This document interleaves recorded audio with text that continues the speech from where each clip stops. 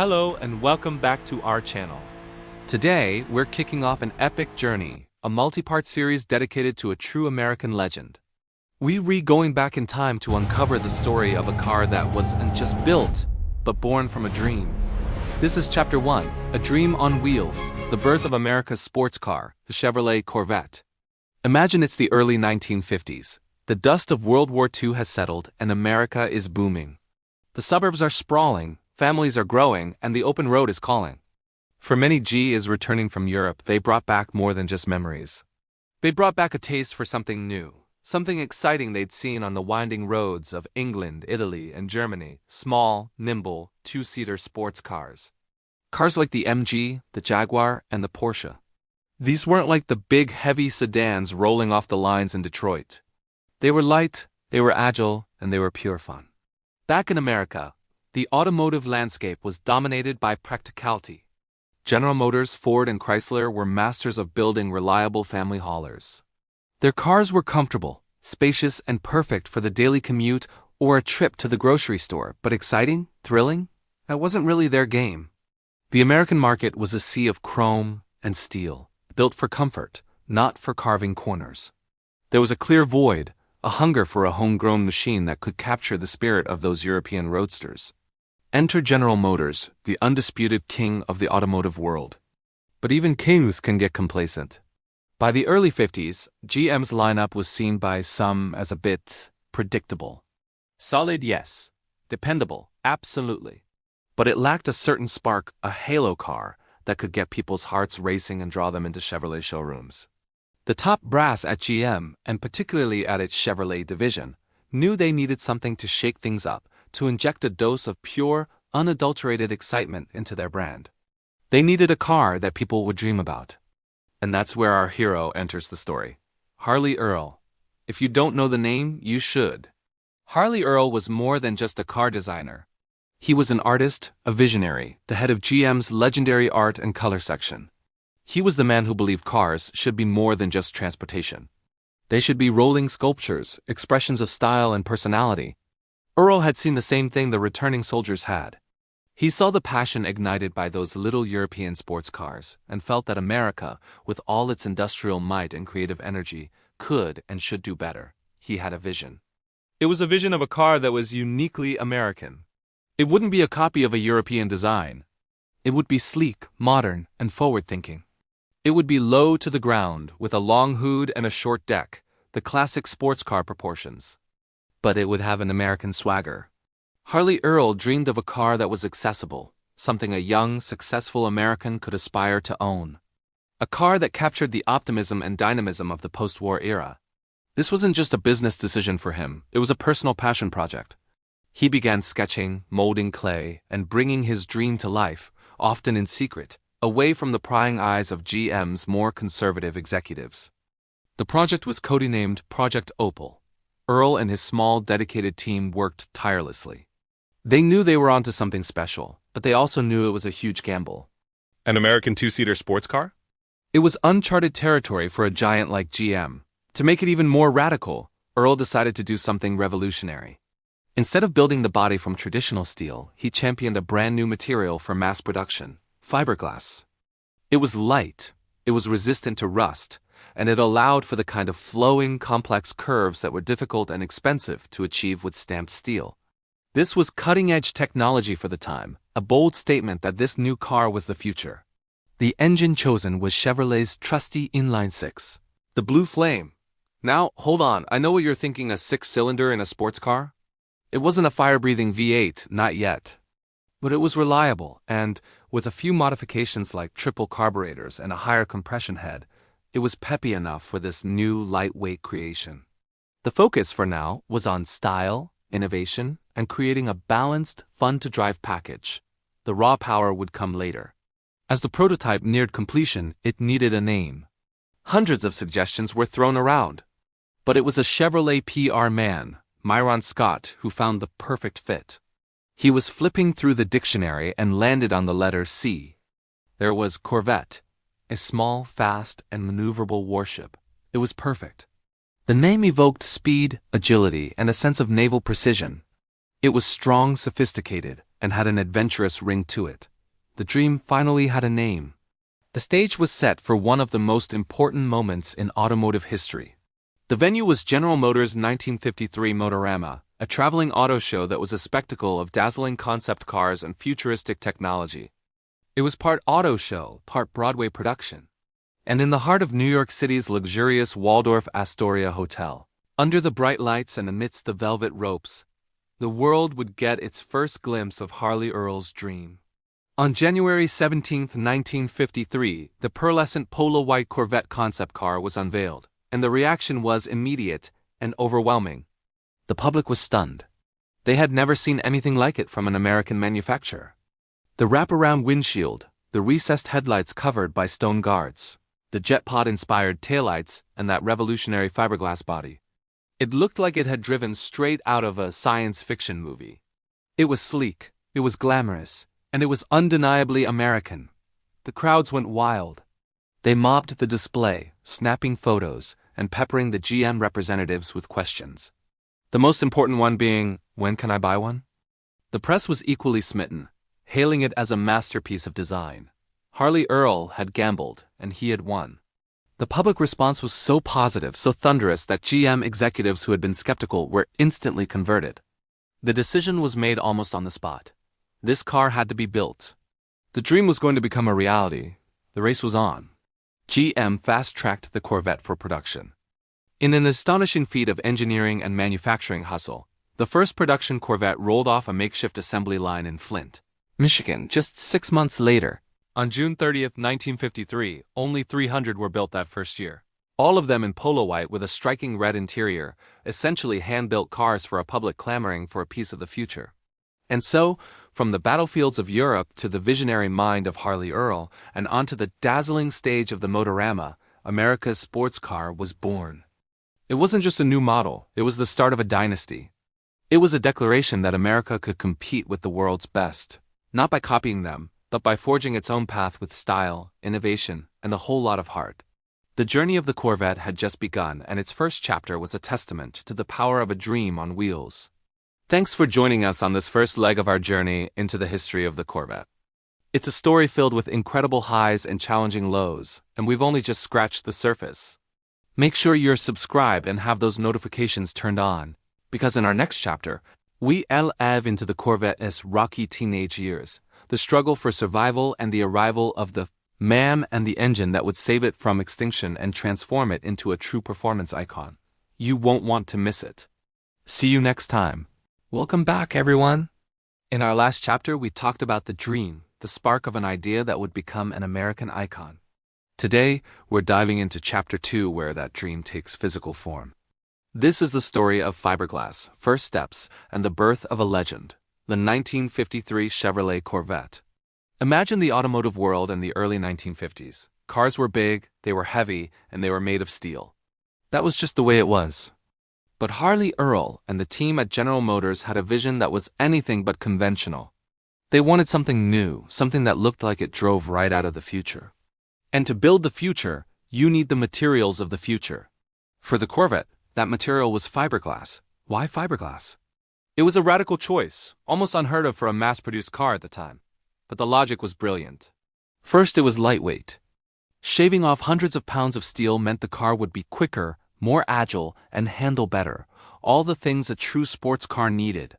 It allowed the designers to create those sweeping, dramatic curves that would have been incredibly difficult and expensive to stamp out of steel. Fiberglass was the key to unlocking the Corvette's futuristic, almost sculptural design. It wasn't just a car, it was a statement. It screamed, "Tomorrow is here." This wasn't just a different way to build a car. It was a different philosophy entirely. It was about innovation, pushing boundaries, and creating something that was as much a piece of art as it was a piece of engineering. But bringing this space-age material to life wasn't easy. The year is 1953. The location? A small, makeshift assembly area in the back of a customer delivery garage in Flint, Michigan. This wasn't a sprawling, automated factory. This was a hands-on, almost artisanal operation. Each of the very first Corvettes was essentially built by hand. Think about that for a moment. Skilled workers laying sheets of fiberglass mat into molds, carefully applying resin, and painstakingly fitting each panel together. It was a slow, meticulous process. This wasn't just manufacturing. It was craftsmanship. The men and women in that Flint facility weren't just assembling cars. They were pioneering a new way of automotive construction. Every curve, every seam, had a human touch.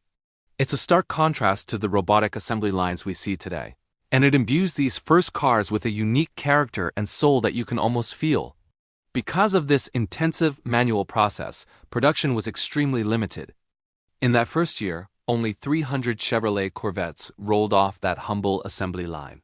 Just 300, and if you were lucky enough to get one, you didn't have a choice of color. Every single 1953 Corvette was finished in a beautiful, elegant polo white, paired with a striking sportsman red interior and a black canvas soft top. This wasn't a limitation. It was a deliberate aesthetic choice. It created a unified, iconic look for the car's debut. Seeing one of these polo white beauties today is like seeing a ghost, a rare and beautiful artifact from the very dawn of a new era. Each of those 300 cars represents a single bold brushstroke on the canvas of automotive history. So you have this stunning, futuristic car built with revolutionary materials. It must have been an instant, runaway success, right? Well, not exactly. The story of the Corvette's beginning is a quiet one, filled with challenges. The truth is, the 1953 Corvette was far from perfect. Being the first of its kind, it had its share of teething problems. Remember that hand-laid fiberglass? It led to inconsistencies in panel fit and finish. Early models were notorious for water leaks. The side curtain windows, instead of roll-up glass, were a bit clumsy and didn't seal well. And while it looked like a world-beating sports car, its performance didn't quite match the aggressive styling. Under the hood was Chevrolet's trusty but modest blue flame inline-six engine. It was pepped up a bit with 3 side draft carburetors and a higher compression head, producing 150 horsepower. That was respectable for the time, but it was paired exclusively with a 2-speed Powerglide automatic transmission. A true sports car, in the eyes of enthusiasts, needed a manual gearbox. It needed raw, visceral power. The '53 Corvette was more of a stylish cruiser than a track-day terror. The public and the press were a bit confused. It looked like a Ferrari, but it drove more like a comfortable Chevrolet sedan. Sales were slow, and for a moment, it seemed like the Corvette experiment might be a short-lived failure. But here's where the magic happens. Even with its flaws, the Corvette had something undeniable. It had presence. It had style. It captured the imagination. People who saw it on the street would stop and stare. It was a rolling sculpture, a symbol of American optimism and post-war ambition. It might not have had the bite to match its bark just yet, but the seed was planted. General Motors didn't give up. They saw the potential, the spark in the public's eye. They knew they had created something special, even if it wasn't perfect right out of the gate. This quiet, flawed beginning is what makes the 1953 Corvette so compelling. It wasn't born a perfect champion. It was born an underdog, a beautiful concept that needed time to grow into its legendary status. Those 300 hand-built, polo white cars were the first small steps on an incredible journey. They were the foundation upon which a dynasty would be built. They represent the courage to try something new, the willingness to take a risk, and the persistence to see it through. Without the lessons learned from the '53, without its early struggles and imperfections, the fire-breathing, world-beating Corvettes of the future would never have existed. It was the quiet, humble, and beautiful beginning of a true American legend. And that's the fascinating story of the very first Corvette. It's a tale of innovation, craftsmanship, and the rocky start of what would become America's sports car. It proves that legends aren't always born overnight. Sometimes they start with a bold idea, a handful of dedicated people, and 300 white fiberglass cars that dare to be different. Thank you so much for joining me on this deep dive into the 1953 Corvette. It's a part of the story that's so crucial to understanding the entire legacy. What do you think? Were you surprised to hear about its humble beginnings? Let me know down in the comments. And if you're enjoying this journey through Corvette history, make sure you hit that like button and definitely subscribe and turn on notifications so you don't miss Chapter 3. We've got so much more ground to cover. Until next time, drive safe and keep the passion alive. Welcome back to our series on the legendary Chevrolet Corvette. Last time, we witnessed the birth of a legend, a fiberglass dream car that dazzled the crowds at the 1953 Motorama. But as we enter Chapter 3, the dream is about to face a harsh reality. The years 1954 and 1955 would become a trial by fire for America's sports car, a period of struggle that nearly sent the Corvette to the automotive graveyard before its story had even truly begun. The initial excitement of 1953 quickly faded as the first full production year, 1954, got underway. Chevrolet ramped up production, moving the assembly line from Flint, Michigan, to a dedicated facility in St. Louis, Missouri, with a goal of building 10,000 cars. But by the end of the year, only 3,640 Corvettes had rolled off the line. Worse still, nearly a third of them remained unsold, gathering dust on dealership lots. The public, it seemed, was falling out of love with the Corvette just as quickly as they had fallen for it. What went wrong? Well, the car that looked like a European sports car simply didn't perform like one. Beneath that stunning fiberglass body was the heart of a sensible sedan. The Blue Flame 6 engine, while reliable, was underwhelming. It produced just 150 horsepower, which was decent for the time, but it lacked the raw, visceral punch that buyers expected from a car with such aggressive styling. The automotive press, initially charmed by its looks, began to turn. Critics pointed out its lackluster acceleration and labeled it more show than go. The transmission was another major sticking point. The only option was the 2-speed Powerglide automatic. Think about it, a sports car with only 2 gears and no option for a manual? It was a deal-breaker for enthusiasts who craved the hands-on, engaging driving experience offered by European rivals from Jaguar, MG, and Porsche. The Corvette was marketed as a sports car, but it was being sold with the DNA of a family cruiser. This identity crisis was at the core of its problems. It was too expensive and impractical for the average buyer, yet not sporty enough for the true enthusiast. The build quality of these early models also left much to be desired. Remember, this was one of the first mass-produced fiberglass cars. The production process was still being perfected. Early Corvettes were notorious for water leaks, ill-fitting body panels, and a host of other frustrating issues. Imagine paying a premium price for a stunning new car, only to have water drip on your legs every time it rained. It's no wonder that word of mouth soured quickly. The car that was supposed to be a halo for the Chevrolet brand was quickly becoming a headache. As 1955 rolled around, the situation looked even bleaker. Chevrolet planned to build 700 Corvettes for the model year, a drastic reduction from the 10,000 planned just a year earlier. The crisis was palpable. Inside the hallowed halls of General Motors, a fierce debate was raging. The bean counters and many executives saw the Corvette as a failed experiment, a costly embarrassment. They argued that it was time to cut their losses, kill the project, and move on. The Corvette was on life support, and the plug was about to be pulled. But the Corvette had a few powerful champions who refused to let it die. Ed Cole, Chevrolet's chief engineer, and Harlow Curtis, the president of GM, still believed in the car's potential. They saw that Ford was about to launch its own 2-seater, the Thunderbird, and they didn't want to concede the market. They decided to give the Corvette one last chance, one final shot to prove it deserved to exist. This decision would prove to be one of the most important in American automotive history. And it was at this pivotal moment that a hero entered the story. His name was Zora Arkus Duntov. Zora was a brilliant, Belgian-born engineer with a passion for racing. He had joined GM just a year earlier after seeing the Corvette concept at Motorama. He was captivated by its beauty but deeply disappointed by its mechanicals. He famously wrote a memo to his superiors titled, "Thoughts Pertaining to Youth, Hot Rodders, and Chevrolet." In it, he argued passionately that the Corvette needed real performance to survive. It needed a V8 engine and a manual transmission. It needed to be a car that could win on the racetrack on Sunday to sell in showrooms on Monday. Zora's timing was perfect.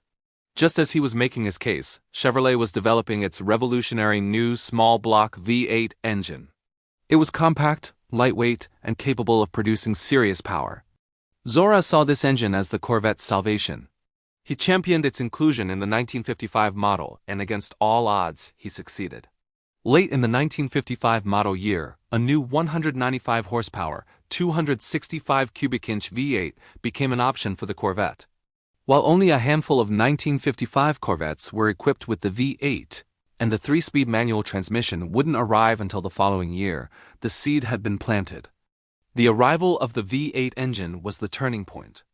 It was the moment the Corvette began its transformation from a stylish cruiser into a true performance machine. It was the first step in fulfilling the car's incredible promise. Zora Arkus Duntov wasn't just an engineer. He was the Corvette's guardian angel. He understood its soul, and he had the vision and tenacity to fight for its future. He saw what the Corvette could be, and he dedicated his career to making that vision a reality. The struggles of 1954 and 1955 were a crucible that forged the identity of the Corvette. The car was tested and it nearly failed. But thanks to the faith of a few key leaders and the fiery passion of one brilliant engineer, it survived. It was a near-death experience that forced Chevrolet to make a choice. Let the Corvette be a footnote in history, or give it the heart of a champion. Thankfully for all of us, they chose the latter. The era of the Blue Flame 6 was over. The V8-powered beast was about to be unleashed, and the legend of the Corvette was just getting started. Thank you so much for joining us on this part of the journey. The Corvette's darkest hour was just before the dawn of its golden age. Join us next time as we dive into 1956 and witness how Zora's vision and V8 power finally transformed the Corvette into the world-beating sports car it was always meant to be. If you're enjoying this series, please hit that like button, subscribe to the channel, and ring the bell so you don't miss the next chapter. We'll see you then. Hello everyone and welcome back to our deep dive into the history of America's sports car. In our last chapter, we saw the Corvette make a stunning debut, a fiberglass beauty that captured the public's imagination. But beneath that gorgeous shell, the Corvette was struggling. Sales were slumping, performance was lackluster, and General Motors was seriously considering pulling the plug. The dream was fading. Until a man with a vision, a passion for speed, and a thick European accent arrived to save it. This is the story of how Zora Arkus Duntov, the father of the Corvette, gave the car its soul. Our story picks up in 1953. The Corvette had been on the market for a year, powered by its Blue Flame inline-6 engine. It was adequate. But for a car that looked so fast standing still, adequate was a death sentence. It was a sports car in name only. Critics scoffed, and more importantly, buyers stayed away. The project was on life support. But destiny had a funny way of intervening. Across the country, an engineer at General Motors read a technical paper that would change everything. The author was Zora Arkus Duntov. Duntov wasn't just any engineer. Born in Belgium to Russian parents and educated in Germany, he was a brilliant, race-hardened visionary. He had designed engines, competed in the legendary 24 Hours of Le Mans, and understood performance in a way few at GM did.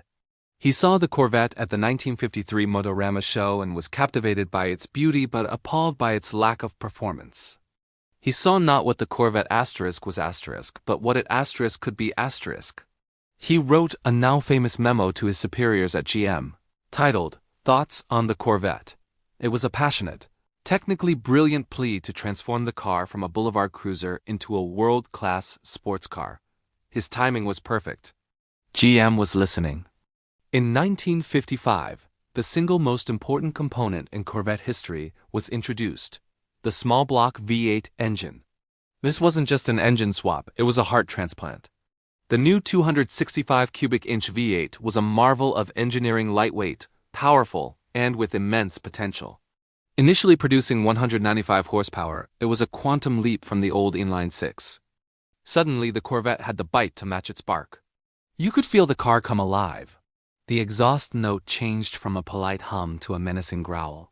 This was the sound of a revolution, and the man leading that revolution was Zora Arkus Duntov. Now a key figure in the Corvette development team, he immediately put his European racing expertise to work. He knew that raw power was useless without control. A true sports car needed to handle, brake, and communicate with its driver. Duntov wasn't just building a car. He was crafting an experience. He fought relentlessly within the corporate structure of GM, a company that was, at the time, hesitant about promoting outright performance in racing. Duntov's influence was felt immediately. He pushed for a manual transmission, arguing that a true sports car driver needed direct control over the gears. The 3-speed manual that arrived in late 1955, and later the 4-speed, transformed the driving experience. He championed better suspension, stronger brakes, and a more driver-focused cockpit. He was obsessed with turning the Corvette into a machine that could not just win stoplight drag races, but also dominate on a demanding road course. His background at Le Mans was crucial. He understood the rigors of endurance racing and knew that a performance car had to be durable and reliable under extreme stress.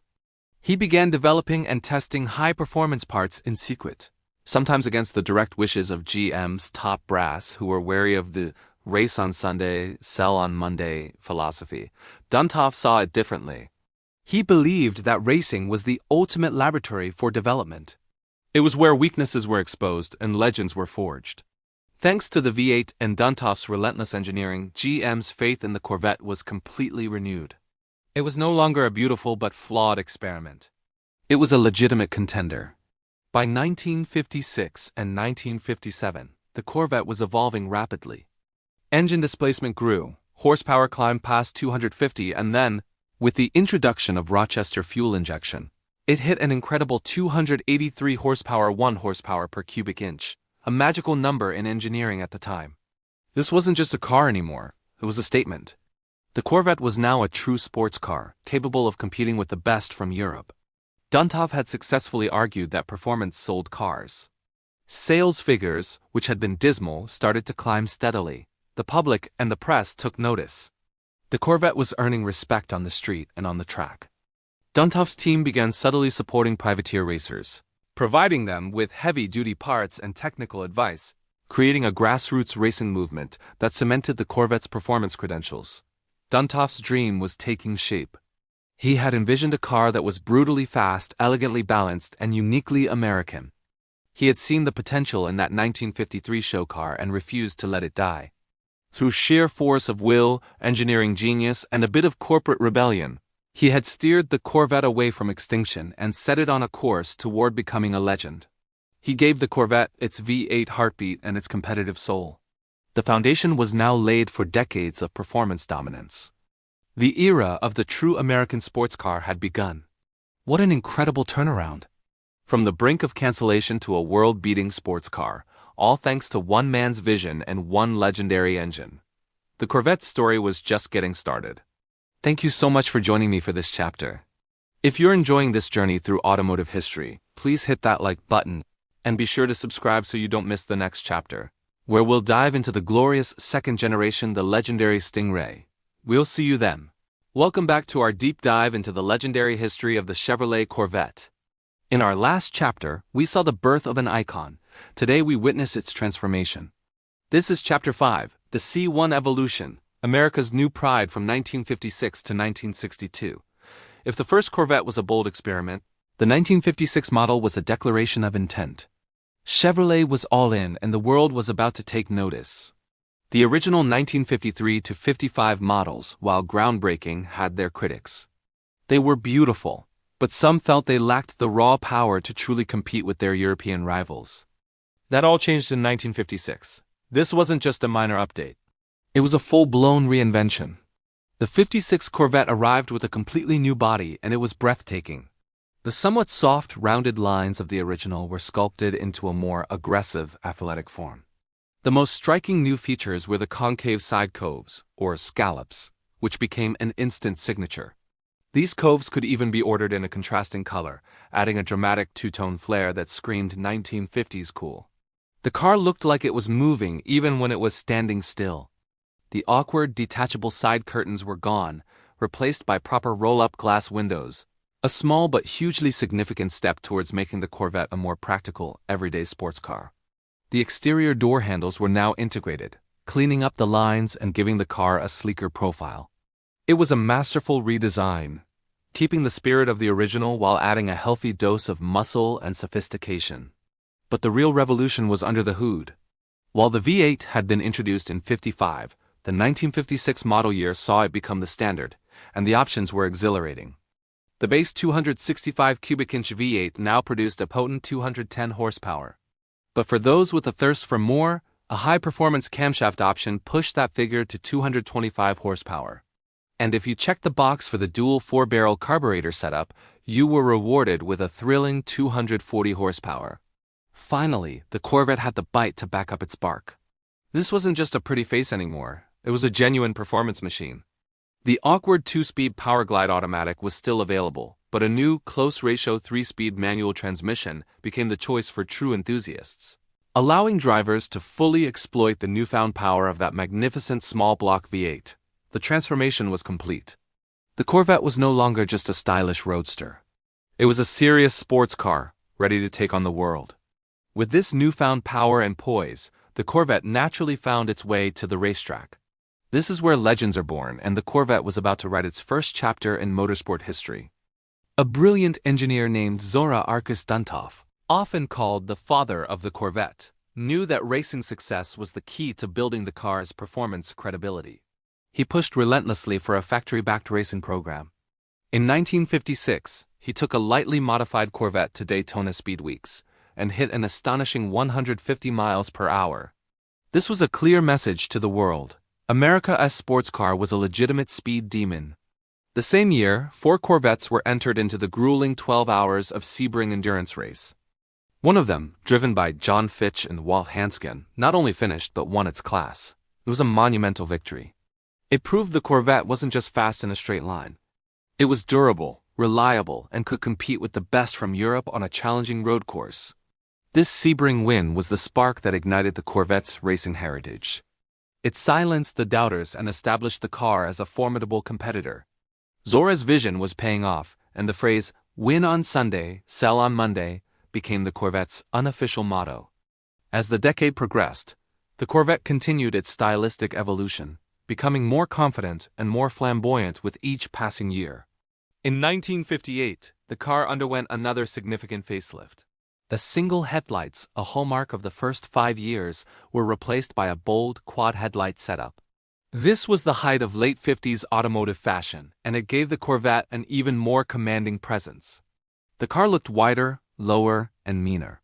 The hood gained simulated louvers, and decorative chrome spears were added to the trunk lid, amplifying the car's dazzling personality. Chrome was king in the 50s, and the Corvette wore it proudly. From the toothy grille to the sculpted side coves and the jet-inspired taillights, every detail was designed to capture the eye and stir the soul. The interior also received upgrades, with the tachometer moving from the center of the dash to a position directly in front of the driver, a clear nod to the car's performance focus. This era of Corvette, from 58 to 60, is arguably one of the most iconic. It perfectly captured the optimism and exuberant style of post-war America.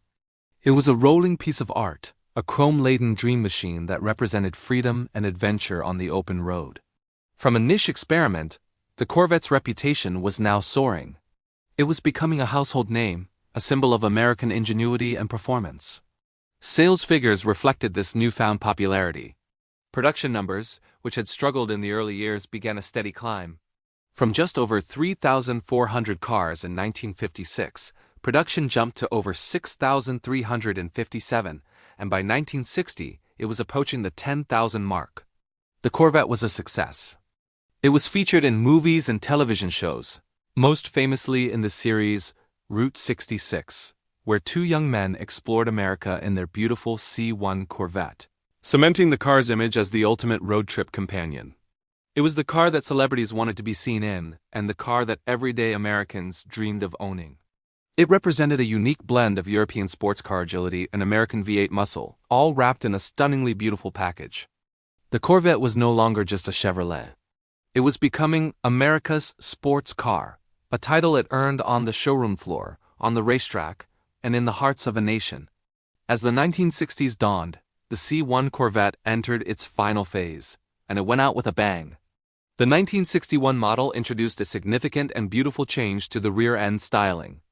The rounded tail was replaced by a sleek ducktail design that previewed the look of the upcoming second-generation Corvette. This new rear featured 4 round taillights, a design cue that would become a Corvette trademark for the next 50 years. It was a clean, crisp, and modern look that updated the car beautifully. For 1962, the designers went one step further. The optional 2-tone paint in the side coves was discontinued, giving the car a more sophisticated, monochromatic appearance.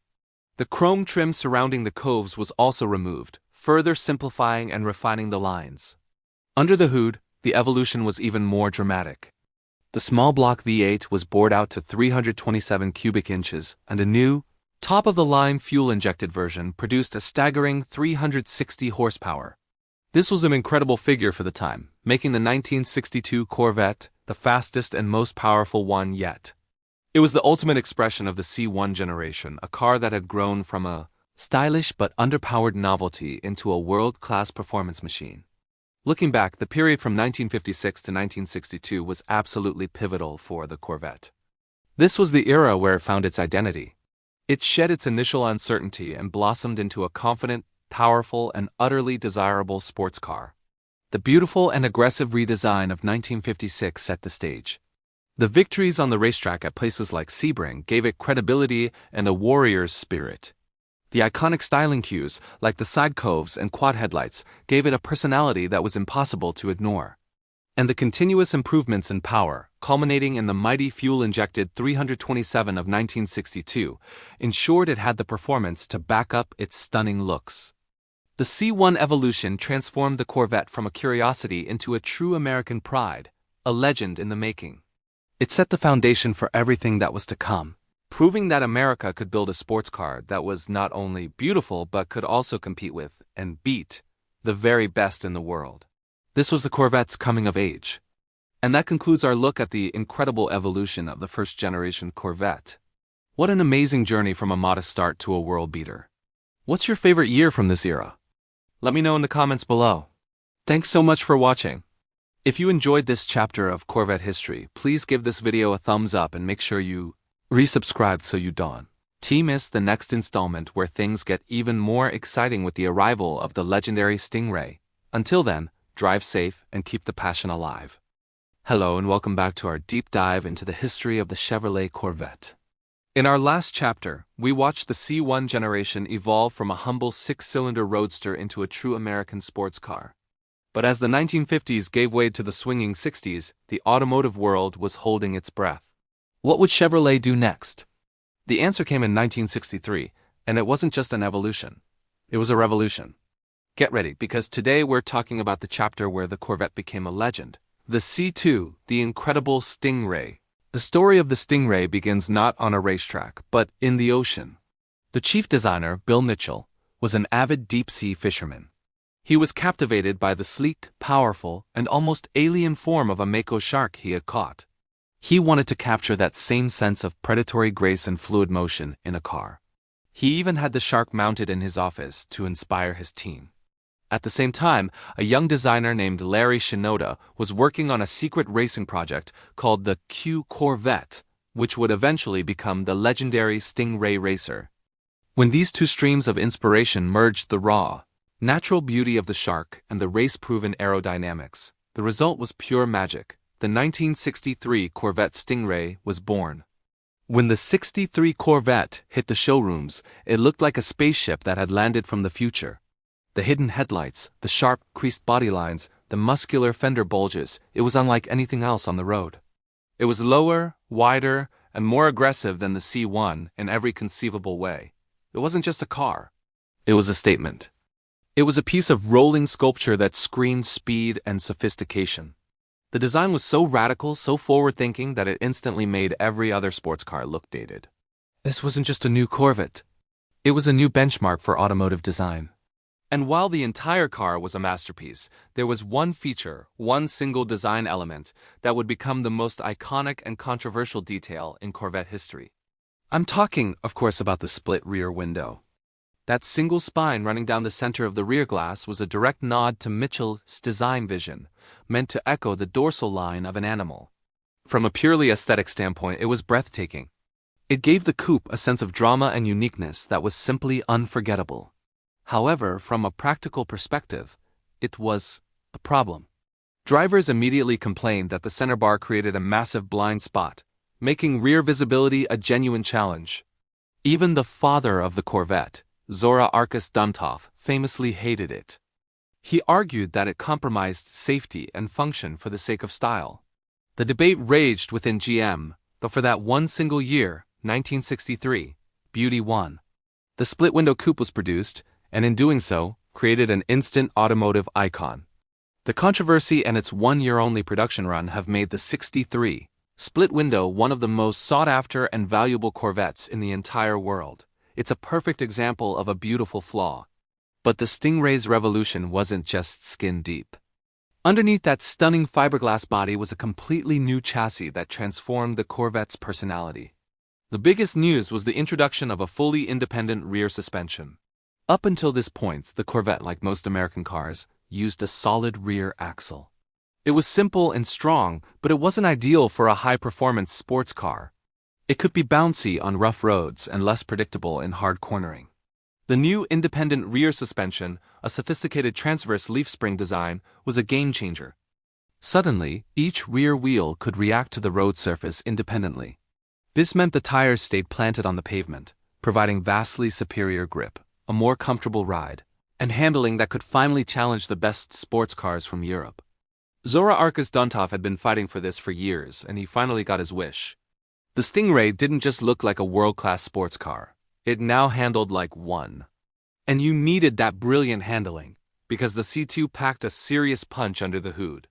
The 327 cubic inch small block V8 was carried over from the last year of the C1, but it was now more potent than ever.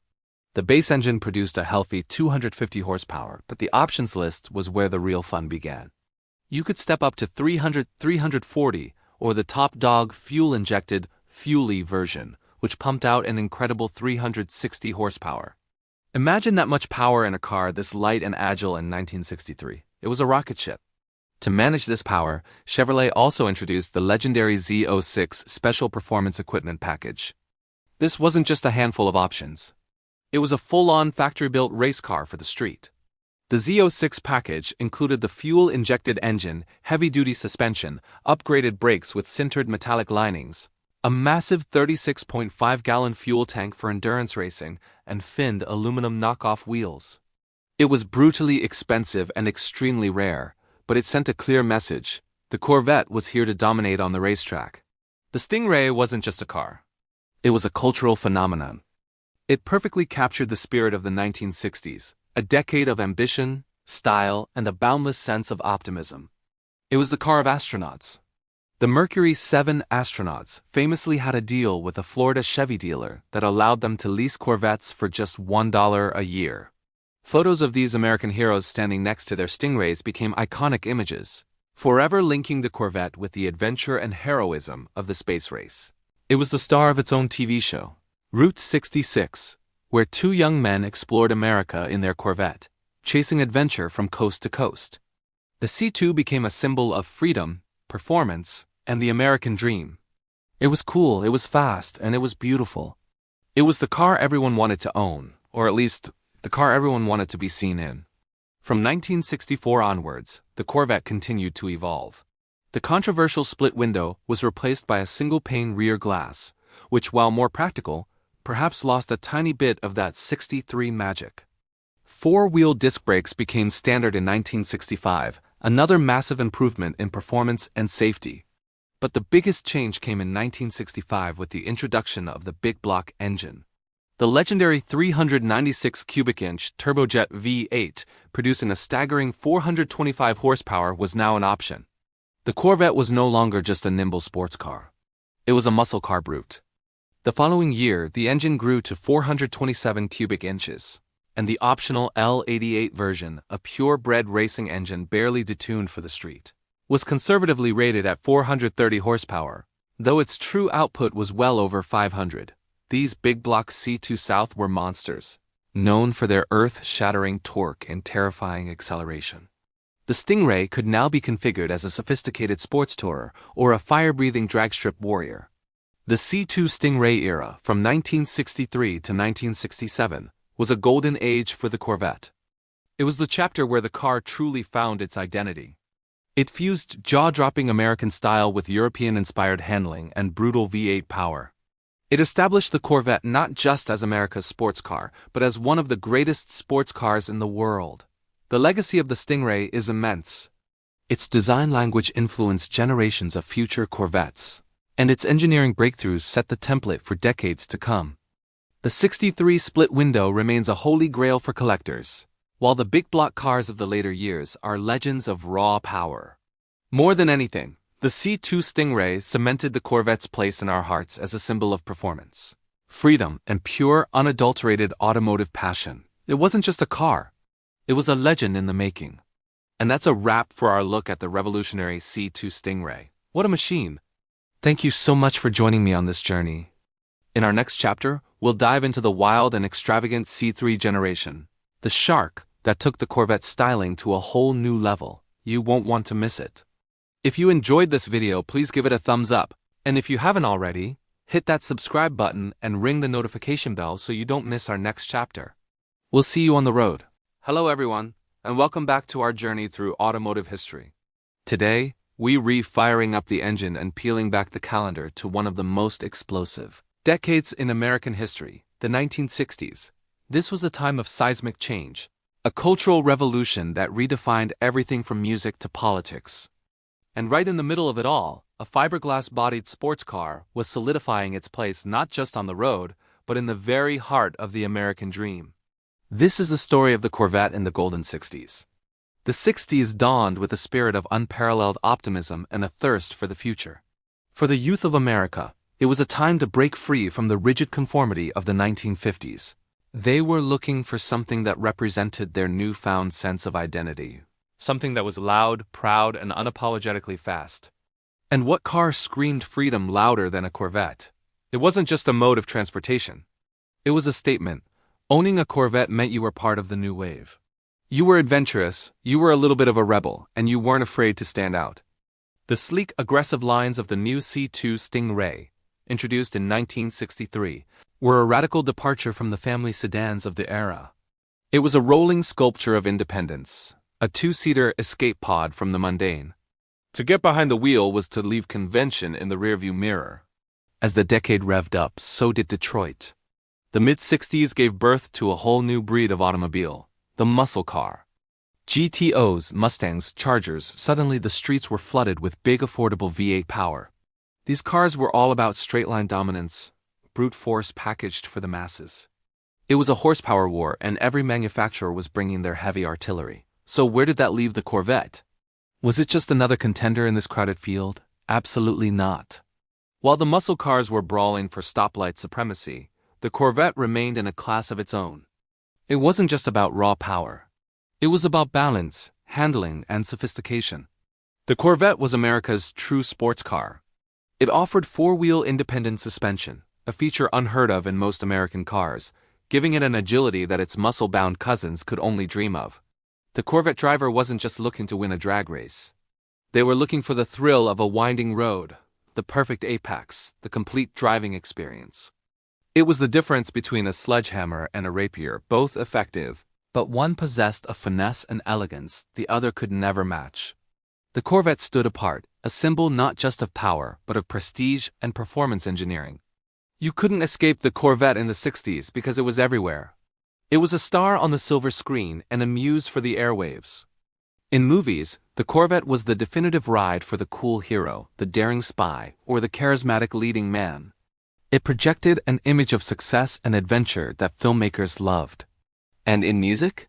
The Beach Boys, Jan and Dean, and countless other surf and rock bands immortalized the Little Deuce Coupe and the 409, but the Stingray held a special place. Songs like Prince's Little Red Corvette would come later, but the car's legend was being written in the lyrics of the 60s. It was shorthand for cool. The most iconic example was the TV show Route 66. Two young men, a new Corvette, and the open road. The show captured the nation's imagination, selling a fantasy of ultimate freedom, exploring America from the cockpit of its most desirable car. The Corvette wasn't just a prop. It was a central character, a vessel for the American spirit of discovery and wanderlust. This pop culture saturation cemented the car's status as a true icon. It was more than a machine. It was a cultural touchstone. While Hollywood was building the Corvette's myth, Chevrolet's engineers and racing teams were busy proving it was all true on the racetrack. The 60s were a crucible for the Corvette's performance legacy. Under the brilliant, and often clandestine, guidance of Zora Arkus Duntov, the father of the Corvette, the car was forged in the fires of competition. Zora knew that to be a true sports car, it had to prove itself against the best in the world. He fought corporate bans on racing to ensure the Corvette had the hardware to dominate. This led to legendary creations like the 1963 Grand Sport, Originally planned as a run of 125 ultra-lightweight racing machines to take on Shelby's Cobras, the project was shut down by GM management, but not before 5 were built. These 5 mythical cars became ghosts in the machine, racing under privateer banners and achieving legendary status. They were a testament to what the Corvette was capable of. But it wasn't just about secret projects. Regular production Corvettes, equipped with potent options like the L88 engine, were tearing up tracks across America. The L88 was a beast, 427 cubic inch V8, officially rated at 430 horsepower. But everyone knew it was pushing well over 500. It was a purebred racing engine, thinly disguised for street use. Corvettes with these power plants dominated SCCA club racing and were a force to be reckoned with at endurance races like the 12 Hours of Sebring and the 24 Hours of Daytona. They went head-to-head with Ferraris, Porsches, and Cobras, and they won. These victories weren't just trophies on a shelf. They were validation. Every win on Sunday translated into sales on Monday. It proved to the world that America could build a sports car that was not only stylish and powerful, but could also handle and endure with the best of them. The Corvette's reputation was no longer just marketing hype. It was engraved on the Winners' Cup. As the decade drew to a close, the Corvette transformed once again. In 1968, the C3 generation arrived with its wild, swooping Coke bottle fenders inspired by the Mako Shark II concept car. It was a bold, futuristic design that was pure 60s extravagance. It was longer, lower, and more dramatic than anything before it. This new look carried the Corvette into the next era, a testament to the brand's ability to constantly reinvent itself while staying true to its core identity. The 1960s had been the car's crucible. It entered the decade as a promising sports car and exited as a world-renowned performance icon and a pillar of American culture. The golden 60s forged the Corvette's soul. It was the decade where speed became a national obsession, where freedom was found on 4 wheels, and where a sports car from Bowling Green, Kentucky became a legend. It was fast, it was beautiful, and it was the undisputed king of the American road. Thank you so much for joining me on this drive down memory lane. The story of the Corvette is the story of America, and the 60s were one of its most exciting chapters. If you enjoyed this video, please give it a thumbs up, and don't forget to subscribe and hit that notification bell so you don't miss our next installment. We love hearing from you, so drop a comment below and let me know your favorite memory of the 1960s Corvette. Until next time, keep the passion for driving alive. Hello everyone, and welcome back to our deep dive into the legendary history of the Chevrolet Corvette. Today, we re-blasting off into one of the most exciting chapters in the car story, its deep and enduring connection. With the American Space Race, in Chapter 8, we'll explore how the Corvette became the unofficial chariot of the gods for America's surreal-life space heroes. The 1960s were a time of unprecedented ambition.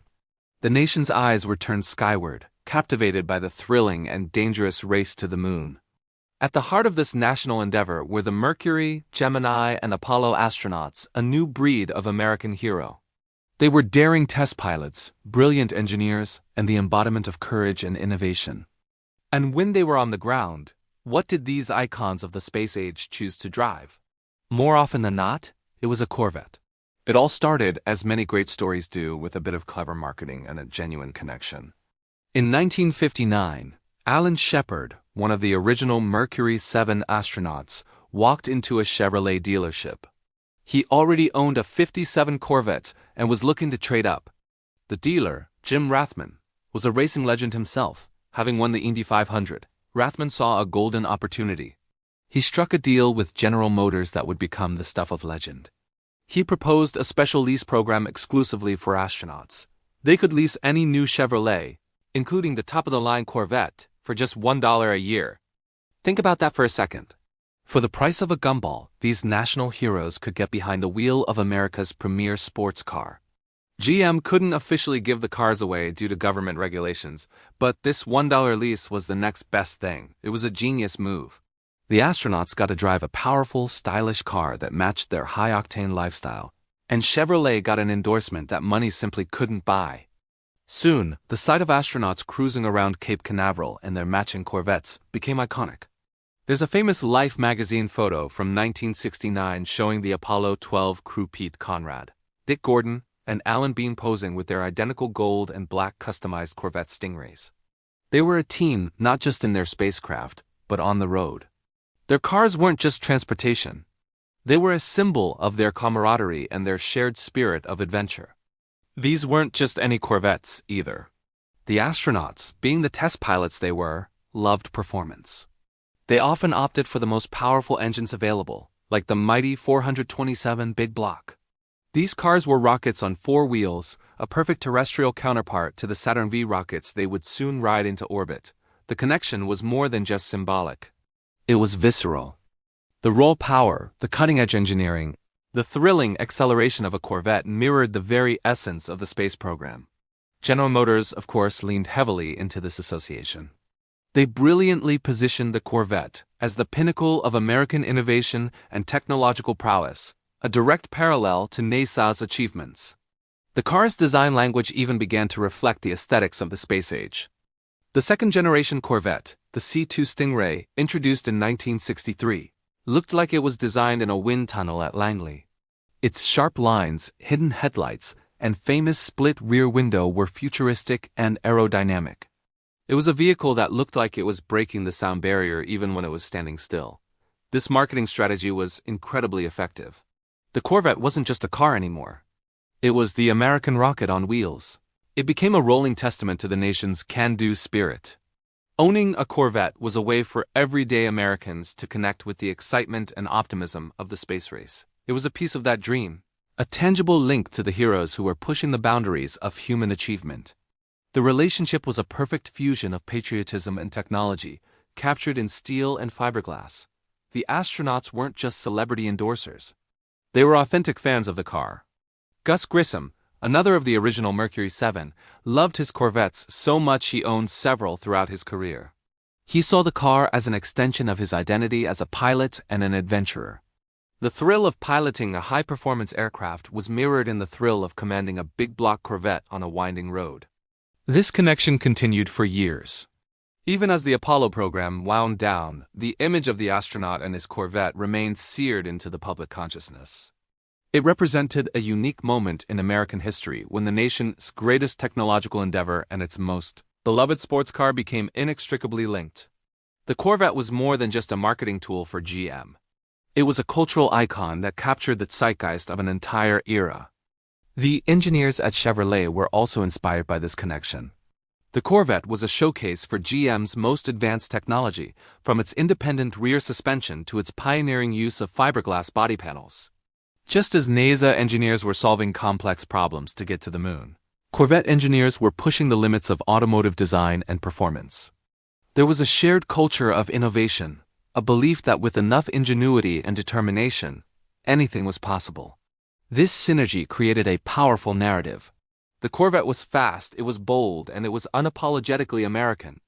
It stood for progress, power, and the freedom of the open road, just as the space program stood for progress, power, and the freedom of the final frontier.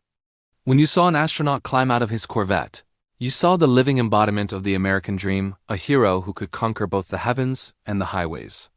The legacy of this golden era lives on. The Corvette is still seen as a symbol of American performance and engineering. While the $1 lease program eventually came to an end, the spiritual bond between the car and the spirit of exploration remains. Collectors and enthusiasts cherish the Astrovettes, and the stories of their legendary owners are a celebrated part of Corvette lore. In conclusion, the marriage between the Corvette and the space race was a match made in heaven, or perhaps in low Earth orbit. It was a story of heroes and their machines, a testament to a time when America dared to dream big. The astronauts didn't just drive Corvettes. They imbued them with a sense of purpose and a place in history that no other car can claim. They transformed it from a mere sports car into a symbol of the very best of the American spirit, brave, innovative, and always reaching for the stars. Thank you so much for joining me on this journey back to the heart of the space race. It's a fantastic story that shows just how deeply a car can become woven into the cultural fabric of a nation. If you enjoyed this chapter, please hit that like button, and be sure to subscribe and ring the bell so you don't miss our next installment.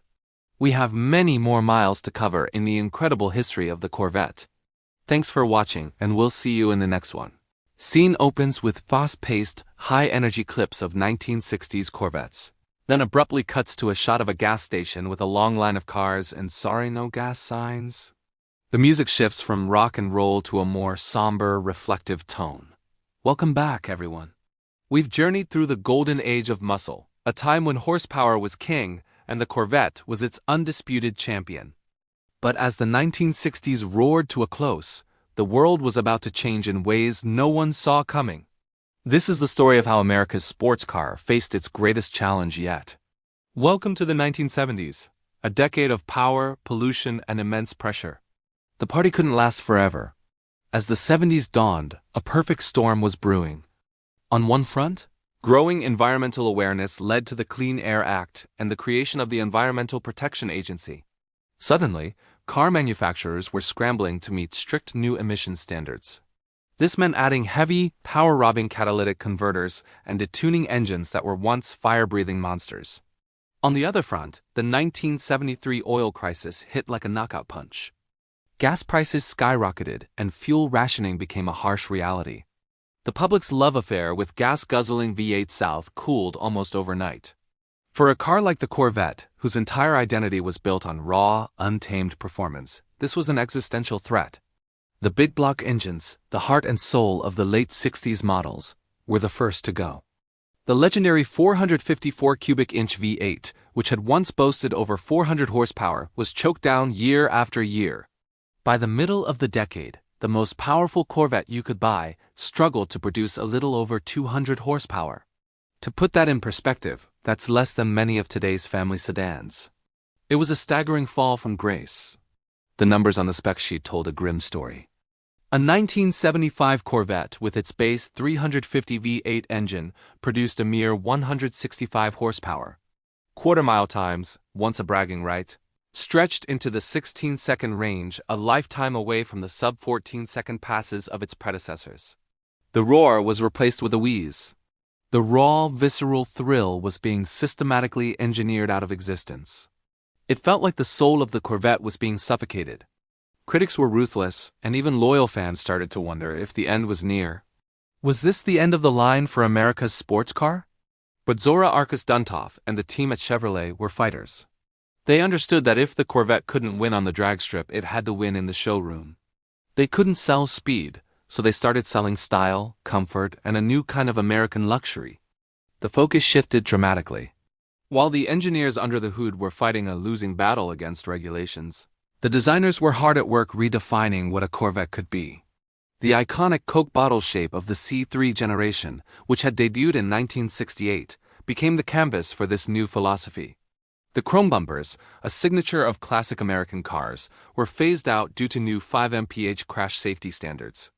In their place came sleek, body-colored urethane bumpers that surprisingly modernized the car's look and gave it a more integrated European feel. This change, born from regulation, accidentally became a design triumph that would define the car for the rest of its generation. The Corvette started to look less like a blunt instrument of power and more like a sophisticated grand tourer. Inside, the transformation was just as significant. The cockpit, once a Spartan and functional space, became more plush and feature-rich. Leather seats, power windows, air conditioning, and premium sound systems became popular options. The Corvette was no longer just a weekend track warrior. It was evolving into a car you could comfortably drive every day. It was a personal luxury coupe that still had the undeniable sex appeal and head-turning looks of a true sports car. It was a clever pivot. If you couldn't outrun a Porsche, you could at least be more comfortable and look just as good doing it. And here's the most fascinating part of the story: it worked. Despite the dramatic drop in performance, Corvette sales didn't just survive, they thrived. 1979 marked the all-time sales record for the Corvette, with over 53,000 units rolling off the assembly line. It was a stunning testament to the car's enduring appeal. People still wanted a Corvette. They were buying an image, a dream, a piece of rolling sculpture that represented freedom and aspiration, even if its 0 to 60 time was no longer something to write home about. The 1970s also saw some memorable special editions that kept the flame alive. In 1978, Corvette celebrated its 25th anniversary with a stunning silver anniversary edition, featuring two-tone silver and gray paint. But the big news that year was the introduction of the first ever Corvette pace car for the Indianapolis 500. With its dramatic black and silver paint, bold graphics, and special spoilers, the pace car replica became an instant collectible and one of the most iconic Corvettes of the entire decade. These special editions created excitement and kept the brand in the spotlight, proving that even with its wings clipped, the Corvette was still a superstar. Looking back, the 1970s was a decade of profound change and adaptation for the Corvette. It was forced to sacrifice its most cherished attribute, raw power, in the face of new realities. It was a tough, often painful transition. Many performance cars from that era simply faded away, unable to cope with the new world order. But the Corvette didn't just survive, it reinvented itself. It proved that its legend was about more than just horsepower. It was about design, passion, and an unbreakable connection with the American spirit. The Corvette of the 1970s wasn't the fastest, but it was a survivor. It weathered the storm of regulations and crises, cleverly shifting its focus to luxury and style without losing its core identity. This decade of pressure ultimately forged a more resilient and versatile machine, setting the stage for the technological rebirth that was to come in the 1980s. The Corvette had proven it could endure, and in doing so, it ensured its legacy for generations to come. Thank you so much for joining me on this chapter of the Corvette's incredible history. It's a story of resilience that I find truly inspiring. What do you think of the 70s Corvette? Was it a brilliant adaptation or a sad compromise? Let me know down in the comments. And if you're enjoying this journey through automotive history, please hit that like button and subscribe so you don't miss the next chapter. We'll see you in the next one. Upbeat, slightly retro music intro fades slightly into the background.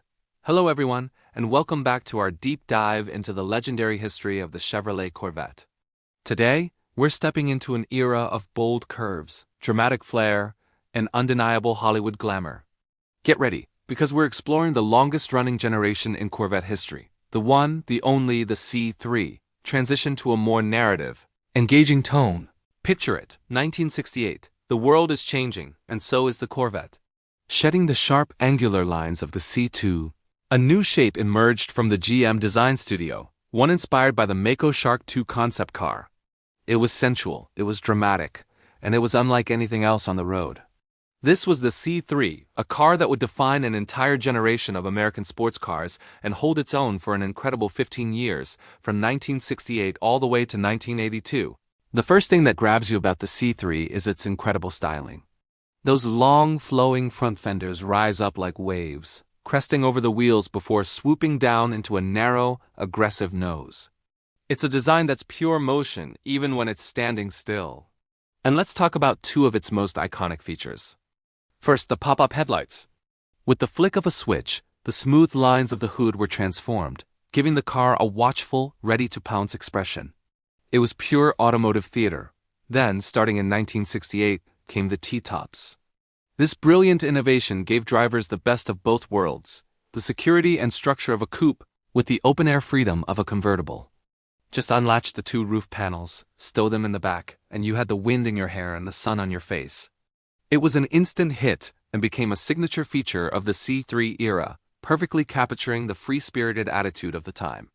The T-top Corvette became a symbol of fun, freedom, and the open road. From the very beginning, the C3 offered serious performance. Early models, especially those from '68 to the early '70s, were true muscle cars.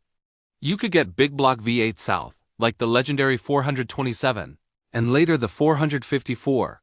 We're talking about engines that produced monstrous amounts of horsepower and torque, pinning you to your seat with a roar that was pure American muscle. The L88, for example, was a factory-built racing engine conservatively rated at 430 horsepower, though in reality, it produced well over 500. These weren't just pretty faces. They were street-legal monsters that dominated at the drag strip and on the racetrack. But as the 1970s progressed, the automotive landscape began to shift. The oil crisis and new emissions regulations brought the muscle car era to a screeching halt. Performance numbers across the industry started to drop, and the Corvette was no exception. The focus shifted from raw, unadulterated power to a more balanced, grand touring experience. The engines became smaller and more efficient, and the ride became a bit softer. The Corvette was evolving, adapting to the times. While the horsepower figures might have been tamed, the C3's star power only grew brighter. This car wasn't just a hit on the streets. It was a star on the screen. From its early appearances in shows like Route 66, the Corvette was already a TV icon. But the C3 took it to a whole new level. It was the co-star in countless movies and TV shows, cementing its status as the ultimate cool car. Who could forget the 1978 film, Corvette Summer? A young Mark Hamill, fresh off his Star Wars fame, starred alongside a wildly customized right-hand drive 1973 Corvette. The car was so outrageous, so over the top, that it became a character in its own right. It was a rolling piece of 70s custom culture, and it made an entire generation of kids dream of owning a Corvette. This film perfectly encapsulated the C3's blend of performance, style, and pure, unadulterated fun. Throughout the 70s and into the early 80s, the C3 continued to evolve. In 1978, for the Corvette's 25th anniversary, a special silver anniversary edition was released, featuring unique two-tone paint. But the big news that year was the introduction of the fastback bubble window on the standard coupe. This single piece of glass replaced the previous recessed rear window, giving the car a sleeker, more modern profile and improving aerodynamics and cargo space. It was a significant design change that refreshed the aging body style. Another major milestone came in 1980, when the C3 underwent a significant facelift. Integrated front and rear spoilers not only updated the look but also dramatically reduced the car's aerodynamic drag. The car looked leaner, meaner, and more ready for the decade ahead. Then, in 1982, the final year of the C3, Chevrolet introduced the Collector Edition. This model was packed with special features, including a unique silver-beige paint scheme, special emblems, and a first for the Corvette, a frameless opening rear glass hatch. It was a fitting send-off for a legendary generation. By the early 1980s, the C3's design, which had been so revolutionary in 1968, was beginning to show its age. The chassis and basic architecture were over a decade old, and the world was ready for something new. But even as its production run came to an end, the love for the C3 never wavered. It had been the dream car for millions of people for 15 years. It represented a time of glamour, of adventure, and of pure driving pleasure. The C3's legacy is immense. It's the generation that saw the Corvette through the end of the muscle car era, the challenges of the 70s and into the modern age. It proved that the Corvette could be more than just a raw performance machine. It could be a stylish, comfortable, and desirable grand tourer. It brought the Corvette into popular culture like never before, making it a household name and an aspirational icon. Today, C3 South are celebrated by collectors and enthusiasts around the world. The early big block cars are highly sought after for their brutal power, while the later models are appreciated for their classic lines and comfortable ride. Whether it's a chrome bumper beauty from '69 or a sleek collector edition from '82, every C3 tells a story. It's a story of American automotive design at its most flamboyant and enduring. It's the story of curves to tops and Hollywood glamour. It's the story of the one and only C3 Corvette.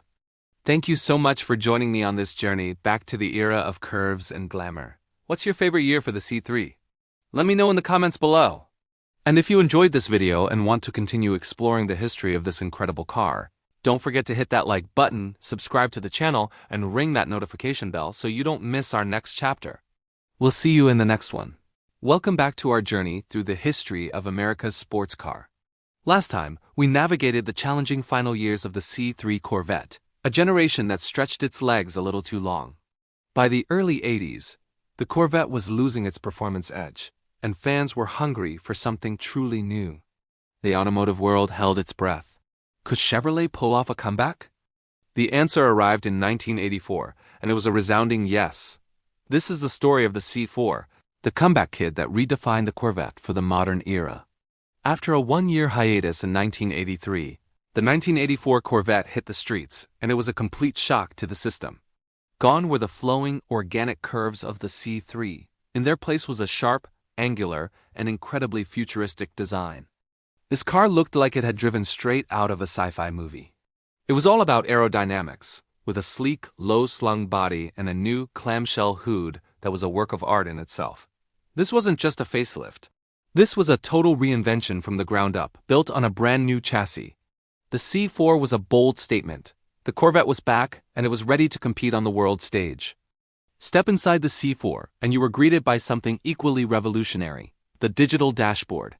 Instead of traditional analog gauges, the driver was presented with a vibrant, glowing display of speed, RPM, and other vital information. It felt like sitting in the cockpit of a fighter jet. This, combined with a wraparound-style interior, made the C4 feel incredibly advanced. Underneath, the engineering was just as impressive. A new 5-link rear suspension and aluminum brake calipers meant the C4 could handle corners like no Corvette before it. It was so capable, in fact, that car magazines at the time were recording lateral G-forces that put it in the same league as exotic European supercars. The C4 didn't just look and handle like a modern sports car. It brought back the performance that had been missing for so long. The early models, with their crossfire injection, were a solid start, but the real fireworks began with the introduction of the tuned port injection L98 engine in 1985. This engine delivered a huge boost in torque, giving the C4 that thrilling push-you-back-in-your-seat acceleration that Corvette fans craved. Chevrolet was constantly refining the C4, improving its power, handling, and comfort year after year. The convertible returned in 1986 after an 11-year absence, bringing back the open-air freedom that had been a hallmark of the early Corvettes. But the ultimate expression of the C4's performance ambitions was yet to come. In 1990, Chevrolet unleashed a legend: the ZR1. This wasn't just a more powerful Corvette. It was a supercar designed to challenge the very best from Europe. Developed in partnership with Lotus, the ZR1 featured a groundbreaking all-aluminum 32-valve, dual-overhead cam V8 engine, codenamed the LT5. This engine was a technological marvel, producing an astonishing 375 horsepower, a number that was almost unheard of for an American production car at the time. To accommodate the massive rear tires needed to put that power down, the ZR1 had unique, wider rear bodywork, giving it a powerful, muscular stance. The ZR-1 was affectionately nicknamed the King of the Hill, and it absolutely earned that title. It could rocket from 0 to 60 miles per hour in just over 4 seconds and had a top speed of over 175 miles per hour. But it wasn't just a straight-line monster. The ZR-1 set numerous endurance and speed records, proving its durability and world-class engineering. It was a car that shocked the world, forcing brands like Porsche and Ferrari to sit up and take notice. With the ZR-1, the Corvette had not only reclaimed its crown as America's sports car, it had earned a new level of global respect. It was a true halo car that elevated the entire Corvette brand. As the C4 generation evolved, it continued to embrace new technology. The introduction of the LT1 engine in 1992 brought a new level of refinement and power to the standard Corvette, making it faster and more efficient than ever before.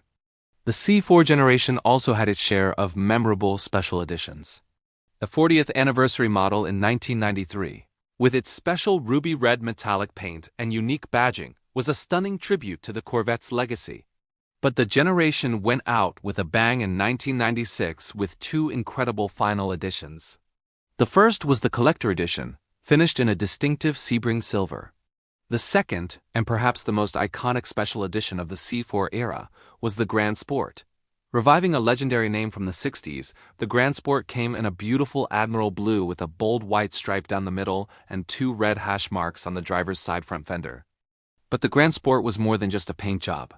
It was powered by the high-performance LT4 engine, a 1-year-only powerhouse that produced 330 horsepower. Available only as a coupe with a 6-speed manual or a convertible with an automatic, the Grand Sport was a pure, focused performance machine. It was a fitting farewell to a generation that had done so much to restore the Corvette's reputation. The C4 was a true turning point. It brought the Corvette into the modern age with advanced technology, world-class performance, and a design that still looks sharp today. It was the comeback kid that proved the Corvette was here to stay. From the digital glow of its dashboard to the thunderous roar of the ZR1's LT5 engine, the C4 was a generation of innovation and rebirth. It laid the foundation for the incredible Corvettes that would follow. Join us next time as we dive into the 5th generation, the C5, a car that took the lessons learned from the C4 and refined them into one of the most balanced and beloved Corvettes of all time. Thanks for watching.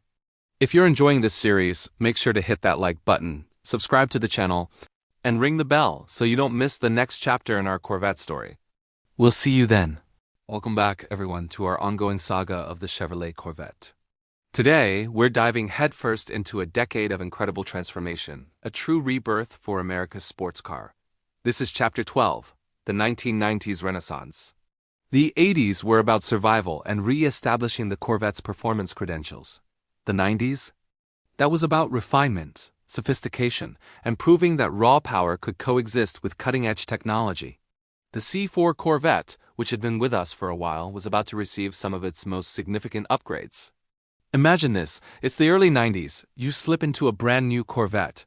You still have that signature low-slung driving position and the rumble of a powerful V8 up front. But now, when you push it a little too hard coming out of a corner, something new happens. The car doesn't snap sideways. Instead, a system gently intervenes, managing wheel spin and keeping you pointed in the right direction. That was the magic of acceleration slip regulation, or ASR, which became standard in 1992. Traction control had arrived, and it transformed the Corvette from a wild stallion into a precision instrument. This wasn't just about going fast, it was about control. Paired with the increasingly sophisticated anti-lock braking systems, or ABS, the Corvette was becoming a car you could drive with immense confidence, rain or shine. It was a pivotal moment. The Corvette wasn't just a muscle car with a sleek body anymore. It was evolving into a genuine world-class sports car, capable of competing with the European elite on every level, not just in a straight line. And the heart of the beast was getting a major transplant. While the engineers were busy pushing the technological envelope, something else was happening in the culture surrounding the car. The Corvette was no longer just a new car you bought off the showroom floor. It had history, it had heritage. The kids who grew up with posters of stingrays on their walls were now adults with disposable income, and they wanted to own a piece of that history. This sparked the explosion of Corvette collector culture. People weren't just buying old Corvettes. They were restoring them, preserving them, and showing them. Organizations like the National Corvette Restorers Society gained massive popularity, establishing meticulous judging standards to ensure authenticity. Suddenly, having the correct hose clamp or a date code correct alternator became a badge of honor. This passion needed a home, a cathedral to celebrate the legacy. And in 1994, that dream became a reality with the opening of the National Corvette Museum in Bowling Green, Kentucky, right across the street from the assembly plant. This wasn't just a building with a few cars. It was a testament to the enduring love affair between America and its favorite sports car. It became a pilgrimage site for owners and fans from around the globe, a place where you could see the very first concepts, the legendary race cars and the one-of-a-kind prototypes all under one roof. The museum cemented the Corvette's status not just as a car, but as a cultural icon. Of course, the 90s wouldn't be complete without a healthy dose of special editions, a Corvette tradition. The brand continued its strong relationship with the Indianapolis 500. In 1995, a stunning dark purple and Arctic white C4 convertible served as the official pace car, becoming an instant collectible with a limited production run for the public. These pace car editions were more than just paint and sticker packages. They were a direct link to the world of motorsport, reinforcing the Corvette's performance DNA. Then, as the C4 generation prepared for its final bow, Chevrolet gave it a send-off for the ages. 1996 saw the introduction of two legendary special models. First was the collector edition, available in a beautiful Sebring silver with unique emblems and interior trim. It was a classy and dignified farewell to a platform that had carried the torch for over a decade. But for those who demanded the ultimate in performance, there was something else. The Grand Sport. Reviving a hallowed name from the 60s, the 1996 Grand Sport was an absolute monster. Available only in Admiral Blue with a bold white center stripe and red hash marks on the front fender, it was impossible to miss. But the real story was under the hood. It housed the new LT4 engine, a high-performance version of the LT1, pumping out an impressive 330 horsepower. The Grand Sport was a raw, unapologetic performance machine, a fitting tribute to Zora Arkus Duntoff's original vision. With only 1,000 made, they became instant legends and are among the most sought-after C4 South today. The 1990s was the decade the Corvette truly matured. It embraced technology not as a gimmick but as a tool to enhance the driving experience. It learned that refinement and raw power were not mutually exclusive. The car became safer, more comfortable, and easier to drive fast without losing that wild, youthful spark that defined its character. This era saw the C4 Corvette transform from a symbol of 80s excess into a sophisticated and capable sports car. It laid the groundwork for the technological leap that was to come with the next generation. The legend was growing up, but it was proving that getting older didn't mean getting boring. It meant getting smarter, faster, and better than ever before. Thank you so much for joining us on this journey through the 90s. The Corvette story is far from over, and the next chapter brings a complete revolution. Welcome back to our journey through the history of America's favorite sports car. Today we're diving into Chapter 13, the C5 Revolution. Get ready, because from 1997 to 2004, the Corvette didn't just evolve, it was reborn. For years, the Corvette was known for raw power, but sometimes it came with a few quirks. The C4, as great as it was, had its share of rattles and a ride that could be a bit firm. But then came the C5 and everything changed. This wasn't just a facelift. It was a ground-up reinvention, a statement from Chevrolet that they were tired of being second best to anyone. Picture this. 1997. The automotive world holds its breath as the cover is pulled off the new Corvette. What they saw was a car that was longer, wider, yet sleeker, and more aerodynamic than ever before. But the real magic was underneath. The engineers at GM went back to the drawing board and created an all-new platform. They used a hydroformed steel frame, a technology borrowed from truck manufacturing, which made the C5's chassis an incredible 4.5 times stiffer than the C4's. Think about that for a second. A stiffer frame means better handling, a smoother ride, and a car that feels solid, like it was carved from a single piece of granite. And it was lighter too. Despite being a larger car, the C5 shed about 100 pounds compared to its predecessor. This was a masterclass in engineering efficiency. A stronger, lighter, and more rigid foundation was laid, ready for what was coming next. This wasn't just an update. It was a revolution in how a high-performance American car could be built. The C5 was designed from the outset to be a world beater, and this new platform was its secret weapon. Of course, a revolutionary chassis needs a revolutionary heart. And oh boy, did the C5 deliver. Pop the new forward-hinged hood, and you'd find the legendary LS1 V8. This all-aluminum, 5.7-liter small block was a work of art. It was lighter, more compact, and more powerful than the old LT1 it replaced. Initially, it produced 345 horsepower and 350 pound-feet of torque. These numbers weren't just impressive. They were delivered with a smoothness and refinement that was new to the Corvette world. The LS1 was a game-changer. It had a new firing order, better breathing heads, and a composite intake manifold. It was reliable, efficient, and had a torque curve as flat as the Bonneville salt flats. This meant you had power everywhere in the rev range. Whether you were cruising on the highway or blasting out of a corner, the LS1 was always ready to play. It was the perfect partner for the C5's advanced chassis, creating a symphony of balanced performance. But the innovations didn't stop there. One of the most significant changes was moving the transmission to the rear of the car, creating a transaxle layout. This had been a dream of Corvette engineer Zora Arkus Duntov for decades. Why was this so important? It resulted in a near-perfect 50/50ths weight distribution. This balance is the holy grail of sports car design. It meant the C5 was incredibly nimble and predictable at the limit. You could feel the car pivot around you. It gave the driver immense confidence, making the C5 feel less like a muscle car and more like a precision instrument. This perfect balance, combined with the stiff chassis and the glorious LS1 engine, transformed the Corvette's driving experience. It was no longer just about straight-line speed. The C5 could now dance through the corners with the best that Europe had to offer. It was a true testament to the vision and dedication of the Corvette engineering team.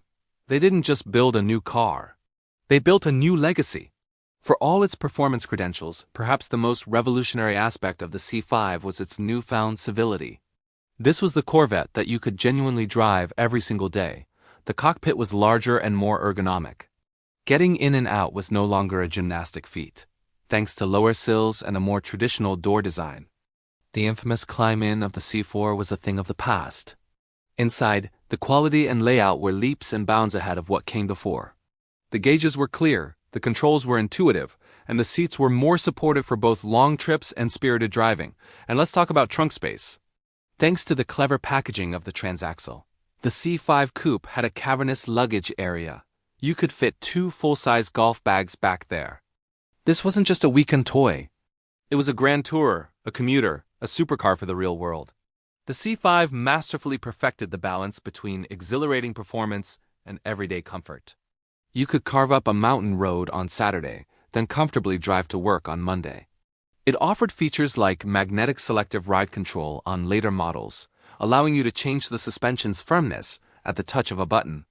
Soft and supple for the highway, firm and responsive for the track. The C5 proved that you didn't have to sacrifice comfort for speed. You could have it all. This duality made the C5 an incredible value proposition and brought a whole new group of buyers into the Corvette family. Just when we thought the C5 couldn't get any better, Chevrolet did something special. In 2001, they revived a legendary name from Corvette's past, Z06. This wasn't just a sticker package. The C5 Z06 was a focused, hardcore performance machine. It was based on the fixed-roof coupe body style, which was the lightest and stiffest variant available. Under the hood, the LS1 was upgraded to become the LS6. It featured a higher lift camshaft, a higher compression ratio, and better flowing cylinder heads. The result? A jump to 385 horsepower, which was then bumped to an incredible 405 horsepower in 2002. This was serious power, even by today's standards. But the Z06 was more than just its engine. It received a unique, more aggressive suspension tune, thicker anti-roll bars, and wider, stickier Goodyear Eagle F1 supercar tires. The manual transmission got more aggressive gearing for explosive acceleration. Engineers even went to the trouble of fitting thinner glass and a titanium exhaust system to save every possible pound. The C5 Z06 was a track weapon straight from the factory. It could lap Germany's famous Nürburgring in under 8 minutes, a feat that put it in the same league as exotic supercars costing 3 or 4 times as much. The Z06 wasn't just a fast Corvette. It was one of the fastest production cars in the world, period. It cemented the C5's legacy as a true performance icon and put the entire world on notice. The Corvette was no longer just an American hero.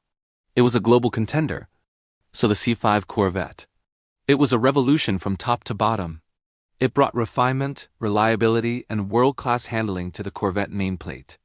With its all-new platform, the brilliant LS1 engine, and its everyday usability, it became a true modern supercar.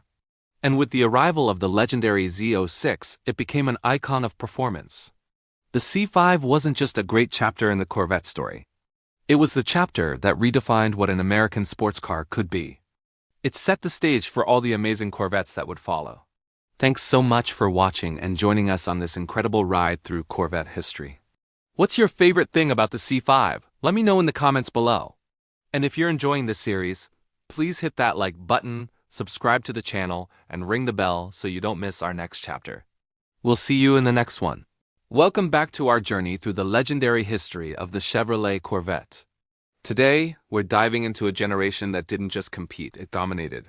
This is the era when the Corvette shed its muscle car skin and truly embraced its supercar spirit. Get ready for Chapter 14, the C6 generation. From 2005 to 2013. After the revolutionary C5, what could Chevy possibly do for an encore? Well, they refined, sharpened, and unleashed a beast. The C6 rolled onto the scene in 2005 with a look that was both familiar and startlingly new. The lines were tighter, the stance was more aggressive, and for the first time since 1962, the Corvette had exposed headlights. This wasn't just a design choice. It was a statement. The C6 was shedding weight, improving aerodynamics, and looking straight into the eyes of its European rivals. The pop-up headlights were a beloved feature, but their departure signaled a new, no-compromise focus on modern performance. The base C6 was already a formidable machine. It launched with the new LS2 V8 engine, a 6.0-liter powerhouse pumping out a nice round 400 horsepower. This made the standard C6 faster than the previous generation Z06. Think about that for a second. The Asterisk entry-level Asterisk model had surpassed the previous high-performance King. The car was not only more powerful, but also more refined. But we all know the Corvette story is never just about the base model. The real fireworks began in 2006 with the return of a legendary name, the Z06. And this was no mere upgrade. This was a complete re-engineering for absolute track dominance. Under the hood was the now iconic LS7, a 7.0-liter, 427 cubic inch naturally aspirated V8. This hand-built masterpiece screamed its way to 505 horsepower. It was at the time the most powerful naturally aspirated engine GM had ever put in a production car. The Z06 wasn't just about power though. It featured an aluminum frame, which was lighter and stiffer than the steel frame of the base model. It had carbon fiber fenders, a dry sump oil system to prevent oil starvation during high-G cornering, and massive brakes. The result? The C6 Z06 was a track weapon that sent shockwaves through the automotive world. It was lapping the Nürburgring in times that were previously the exclusive domain of exotic European supercars, costing 2 or 3 times as much. Suddenly, a Corvette wasn't just keeping up with Ferraris and Porsches. It was beating them. The automotive press was stunned. Here was an American car, built in Bowling Green, Kentucky, that could hang with the best from Italy and Germany, and do it with a raw, visceral V8 soundtrack that was pure Americana. It cemented the Corvette's status not just as a great sports car, but as a world-class performance machine. Chevy didn't stop there. As the generation matured, so did the technology. In 2008, the base engine was upgraded to the 6.2-liter LS3, boosting power to 430 horsepower. The steering was improved, the transmission was refined, the C6 just kept getting better. But the team at GM had one more earth-shattering surprise up their sleeves. They had revived the Z06, but what about the king of all Corvettes, the ZR1? In 2009, the king returned. The C6 ZR1 was, and still is, a legend. It was nicknamed the Blue Devil, and for good reason. It took the Z06's performance formula and added a supercharger to the new 6.2-liter V8, now dubbed the LS9. The output was an astonishing 638 horsepower and 604 pound-feet of torque. This was the first factory Corvette to officially break the 200-mile-per-hour barrier. To handle the power, it came with massive carbon ceramic brakes, magnetic selective ride control for its suspension, and extensive use of carbon fiber for the roof, hood, and splitters. A distinctive polycarbonate window in the hood even let you peek at the supercharger's intercooler, a beautiful and functional touch. The ZR1 wasn't just fast in a straight line. It was a monster on the track. It set a blistering Nürburgring lap time that put it in the company of the most elite hypercars on the planet. It was a declaration to the world.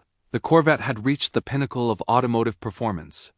It was a car that demanded respect, a machine that could challenge anything from anywhere.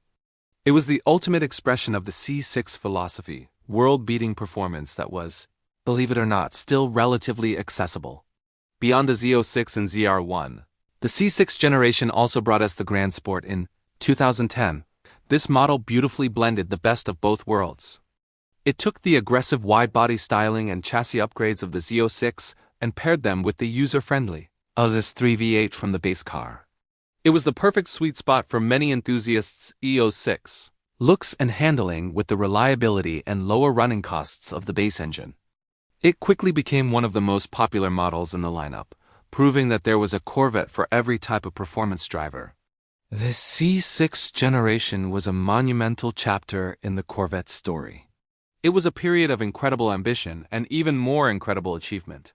From the sleek, modern design with its exposed headlights to the tire-shredding power of the Z06 and the world-conquering ZR1, the C6 solidified the Corvette's reputation as a true global supercar.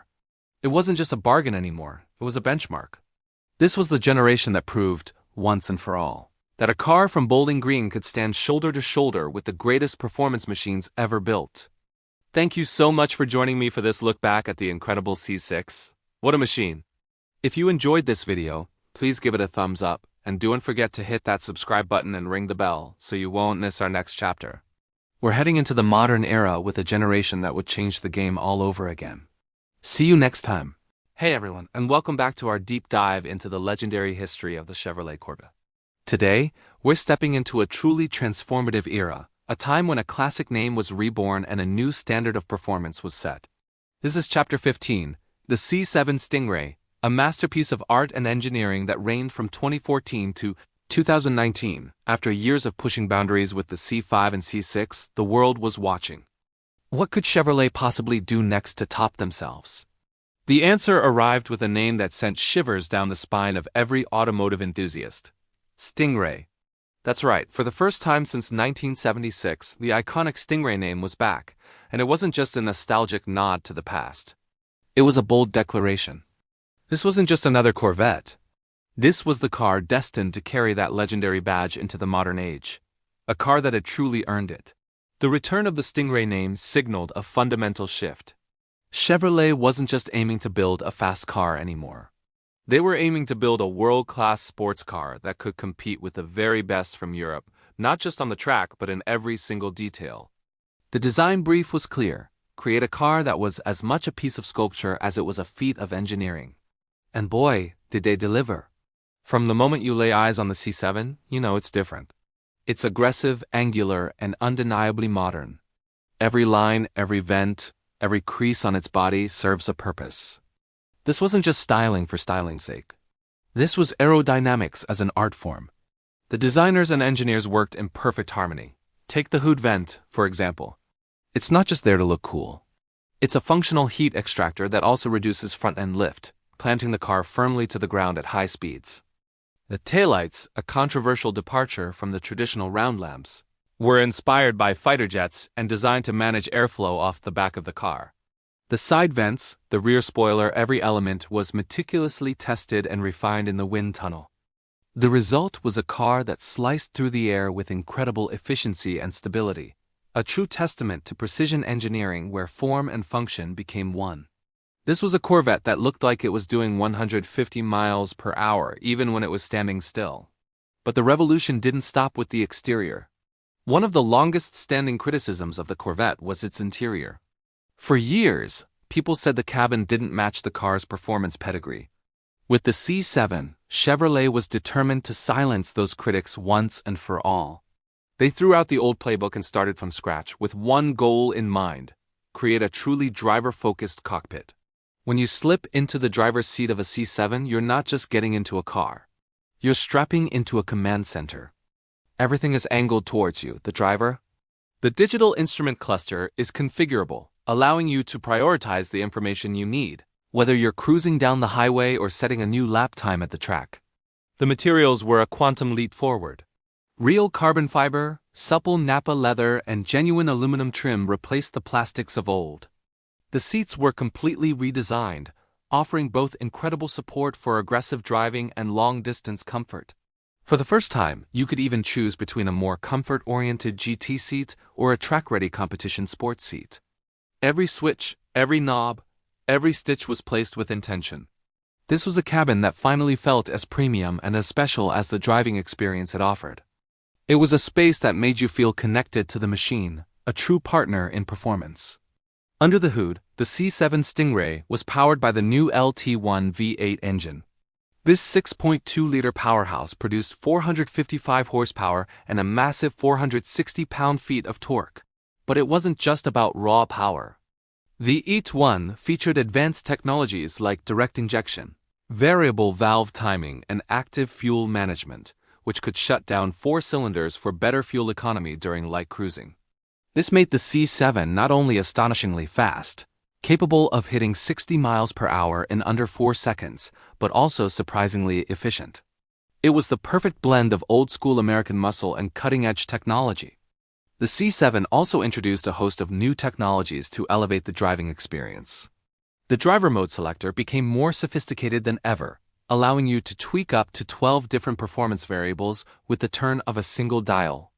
You could switch from a comfortable tour mode to a razor-sharp track mode in an instant, completely changing the car's personality.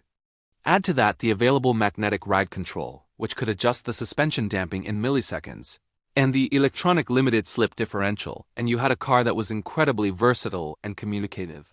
It inspired confidence, making even an average driver feel like a hero behind the wheel, while still offering the depth and capability that professional drivers craved. The C7 generation brought a new era of respectability and global acclaim to the Corvette. It was no longer just the best bang for the buck. It was a legitimate contender, a car that was praised by critics and coveted by enthusiasts all over the world. It won numerous awards, including the prestigious North American Car of the Year in 2014. It proved that an American sports car could be sophisticated, luxurious, and technologically advanced without losing its raw, visceral soul. The C7 Stingray was more than just a car. It was a statement. It was a culmination of 60 years of evolution, blending the spirit of its iconic ancestors with the technology of the future.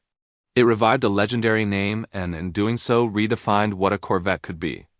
It was, and still is, a stunning blend of art and engineering that pushed the brand into a new stratosphere of style and performance, setting the stage for the even more radical chapter that was yet to come.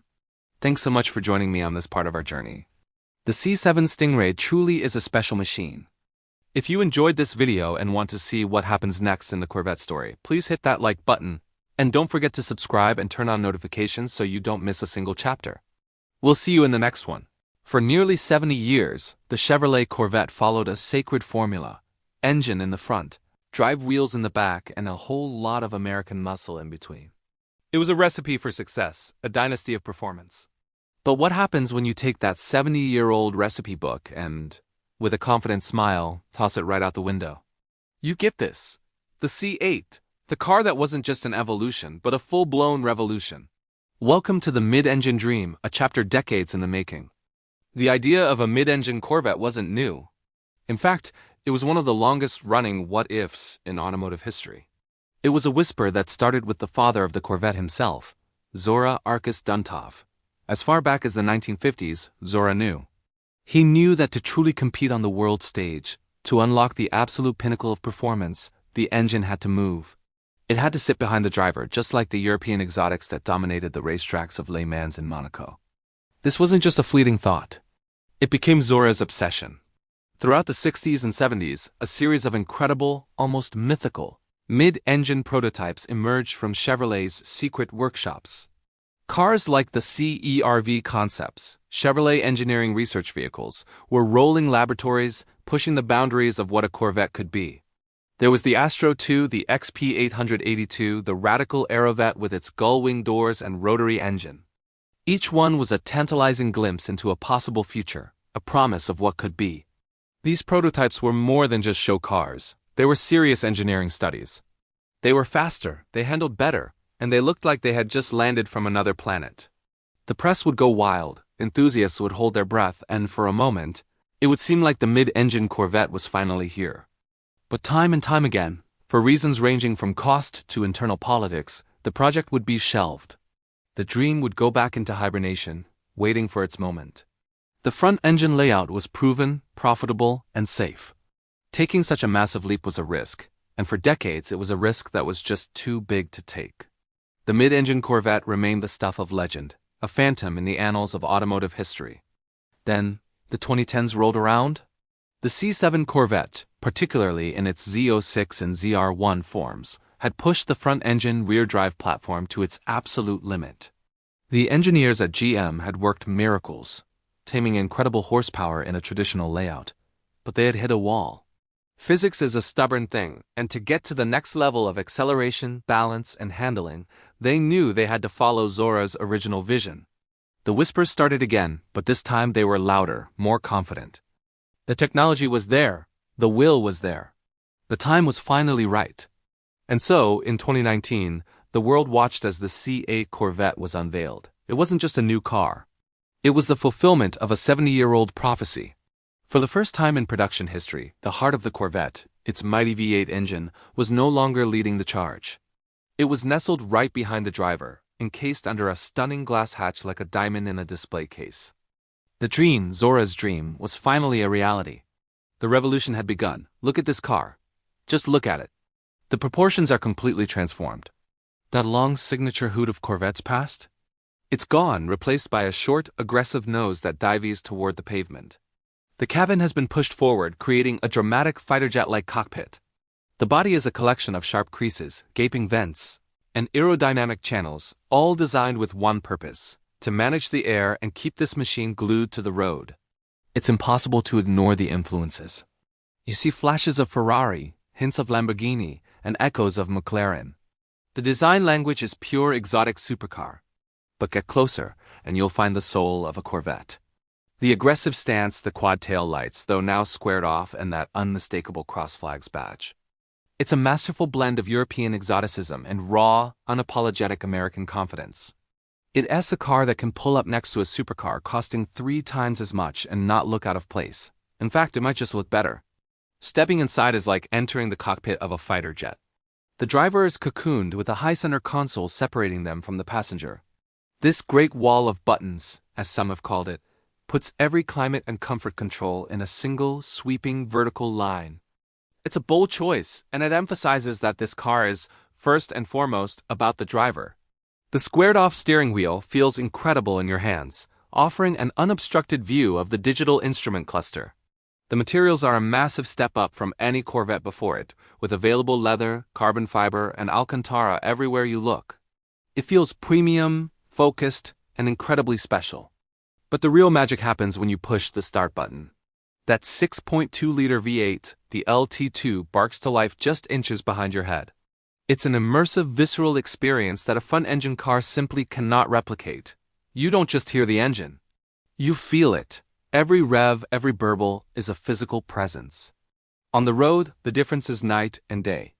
With the weight of the engine over the rear wheels, traction is simply immense.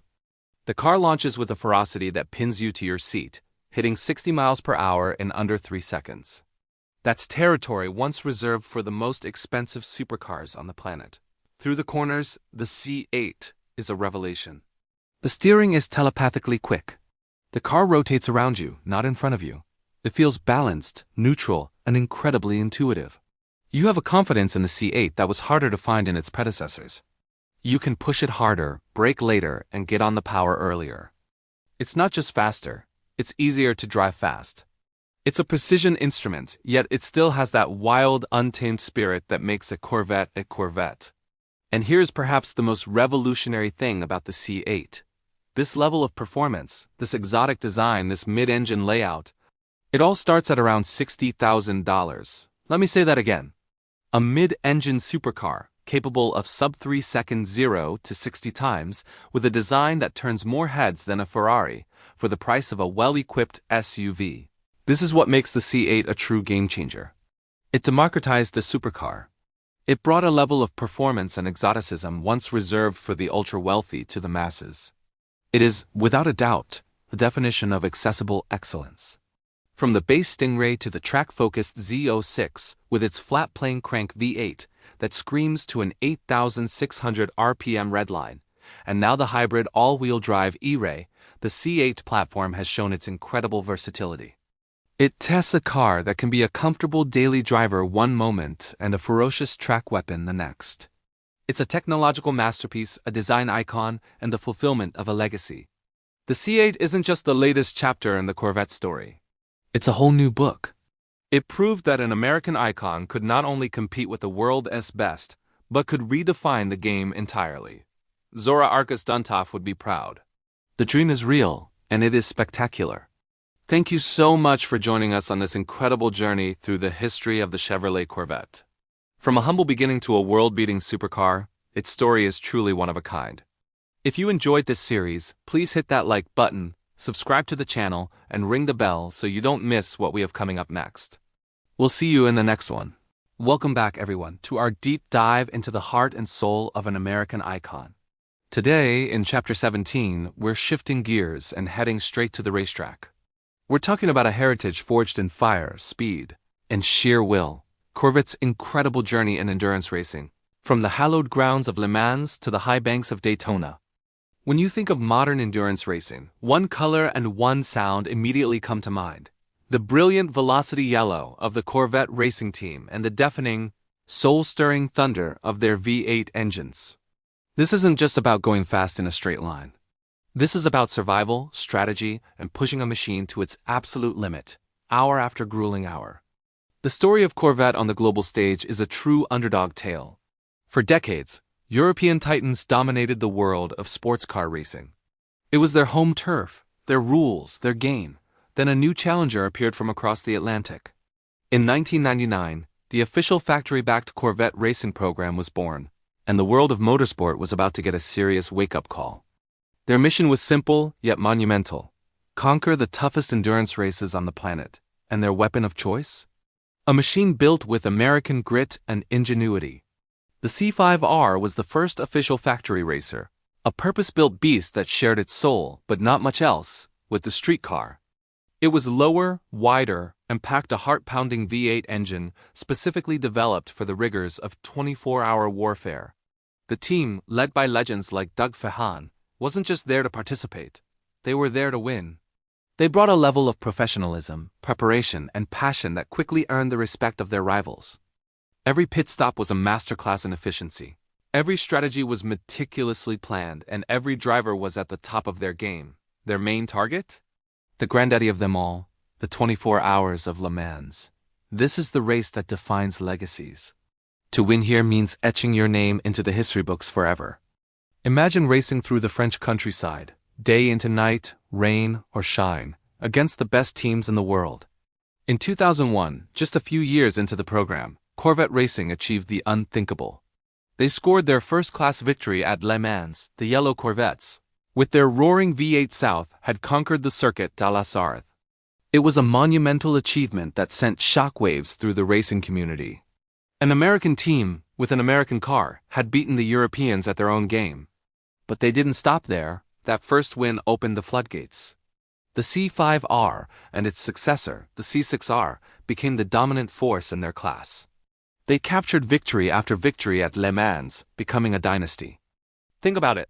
2001, 2002, 2004, 2005, 2006. The list goes on. The yellow cars became a symbol of relentless performance and unwavering reliability.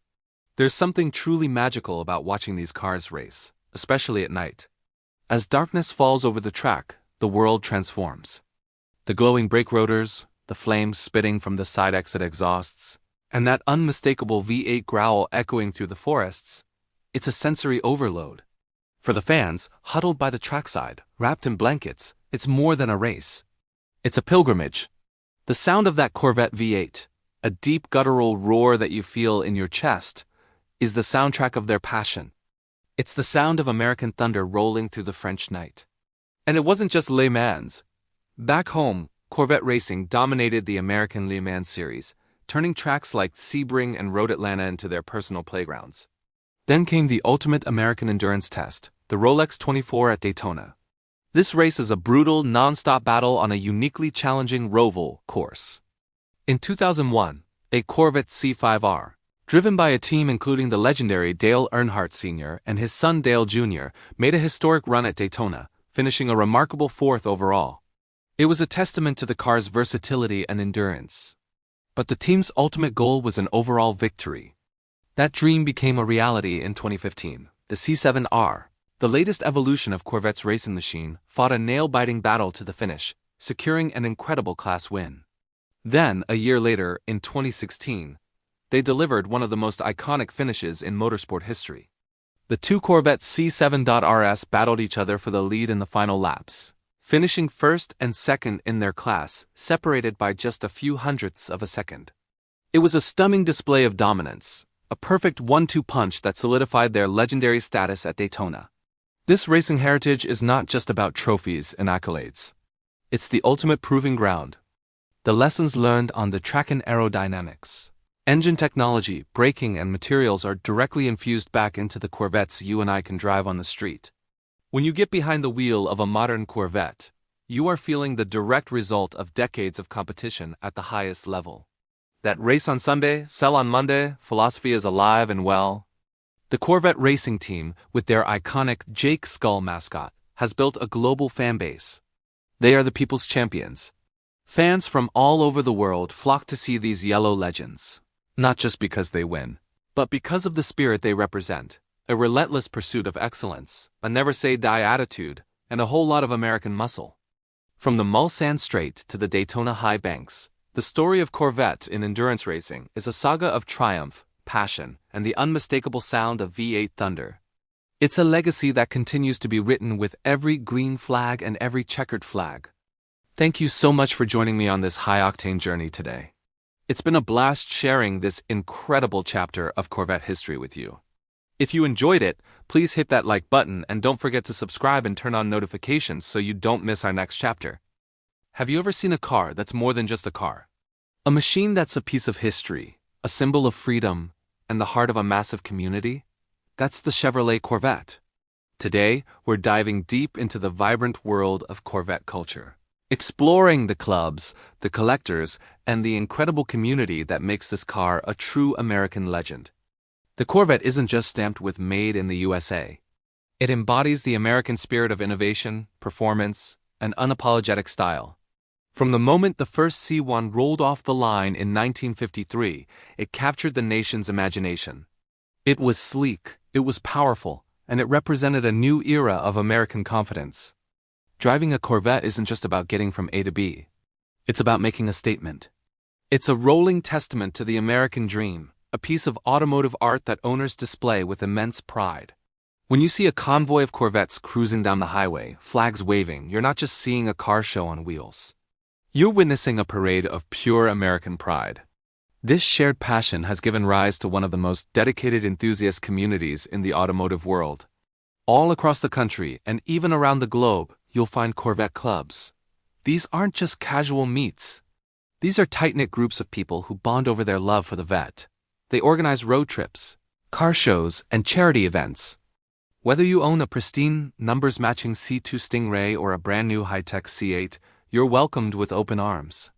The conversation is always lively, filled with tips on restoration, debates about the best generation, and stories of unforgettable drives. And when these clubs come together, it's a sight to behold. Events like Corvettes at Carlisle in Pennsylvania draw tens of thousands of cars and fans.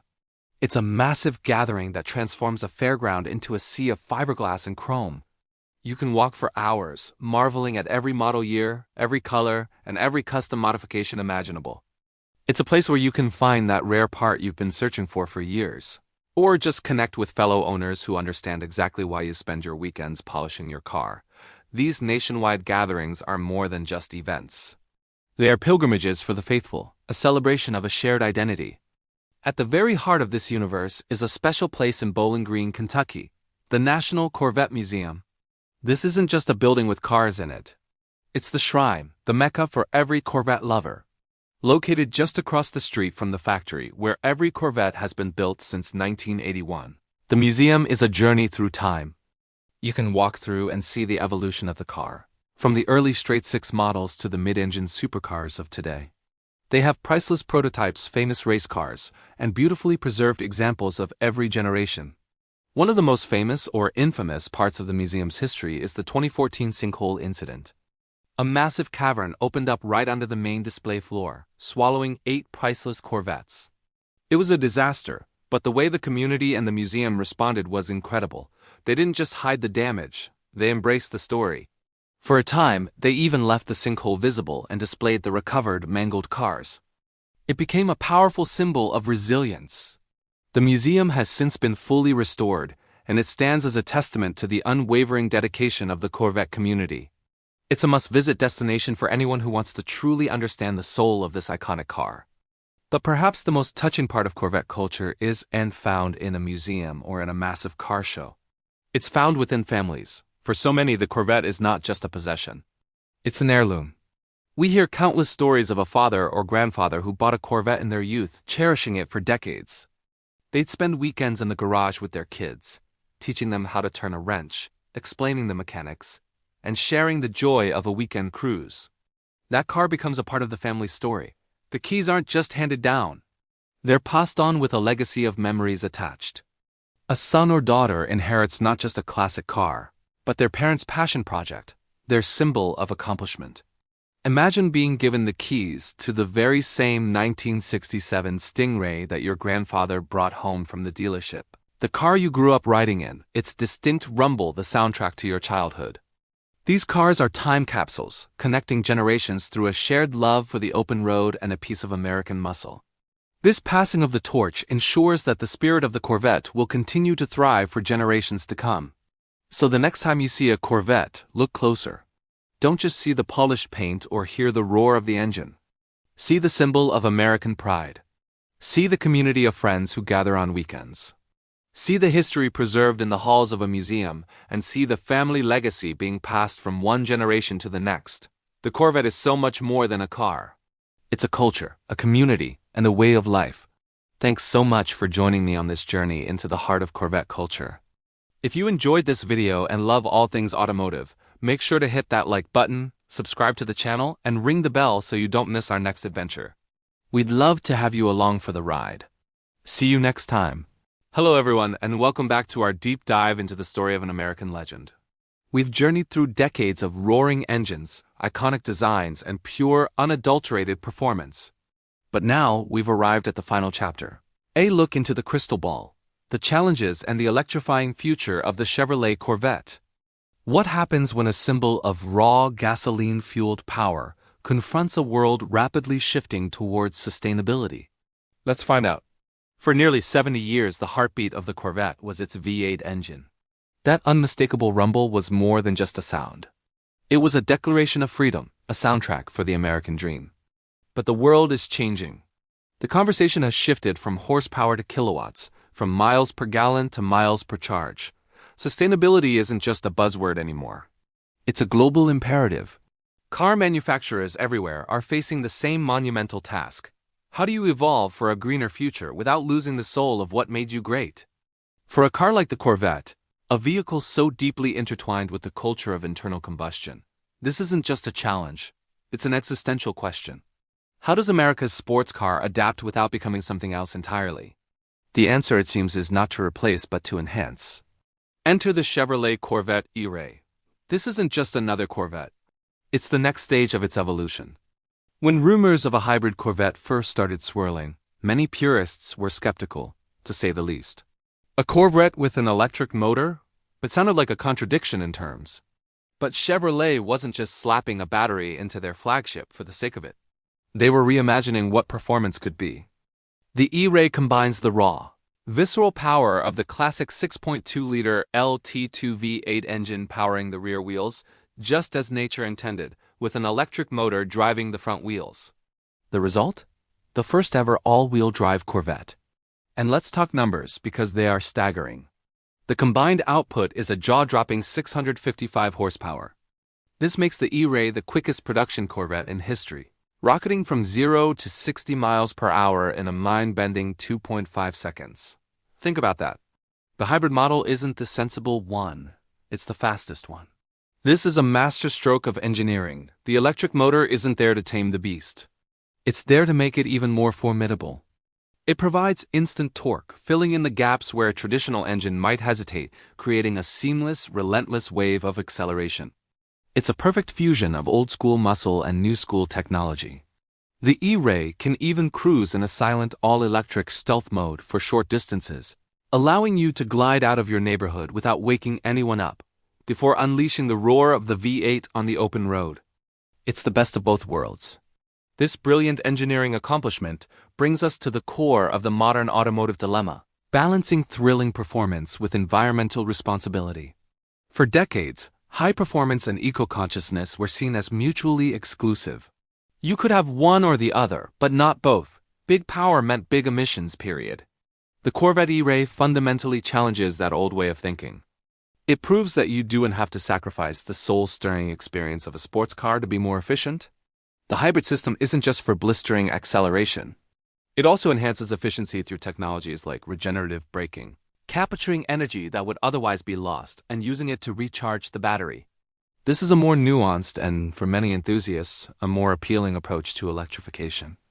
It's not about giving up the things we love, the sound, the feel, the mechanical connection of a V8 engine. It's about adding a new layer of intelligence and capability. The E-Ray demonstrates that performance and responsibility can be partners, not adversaries.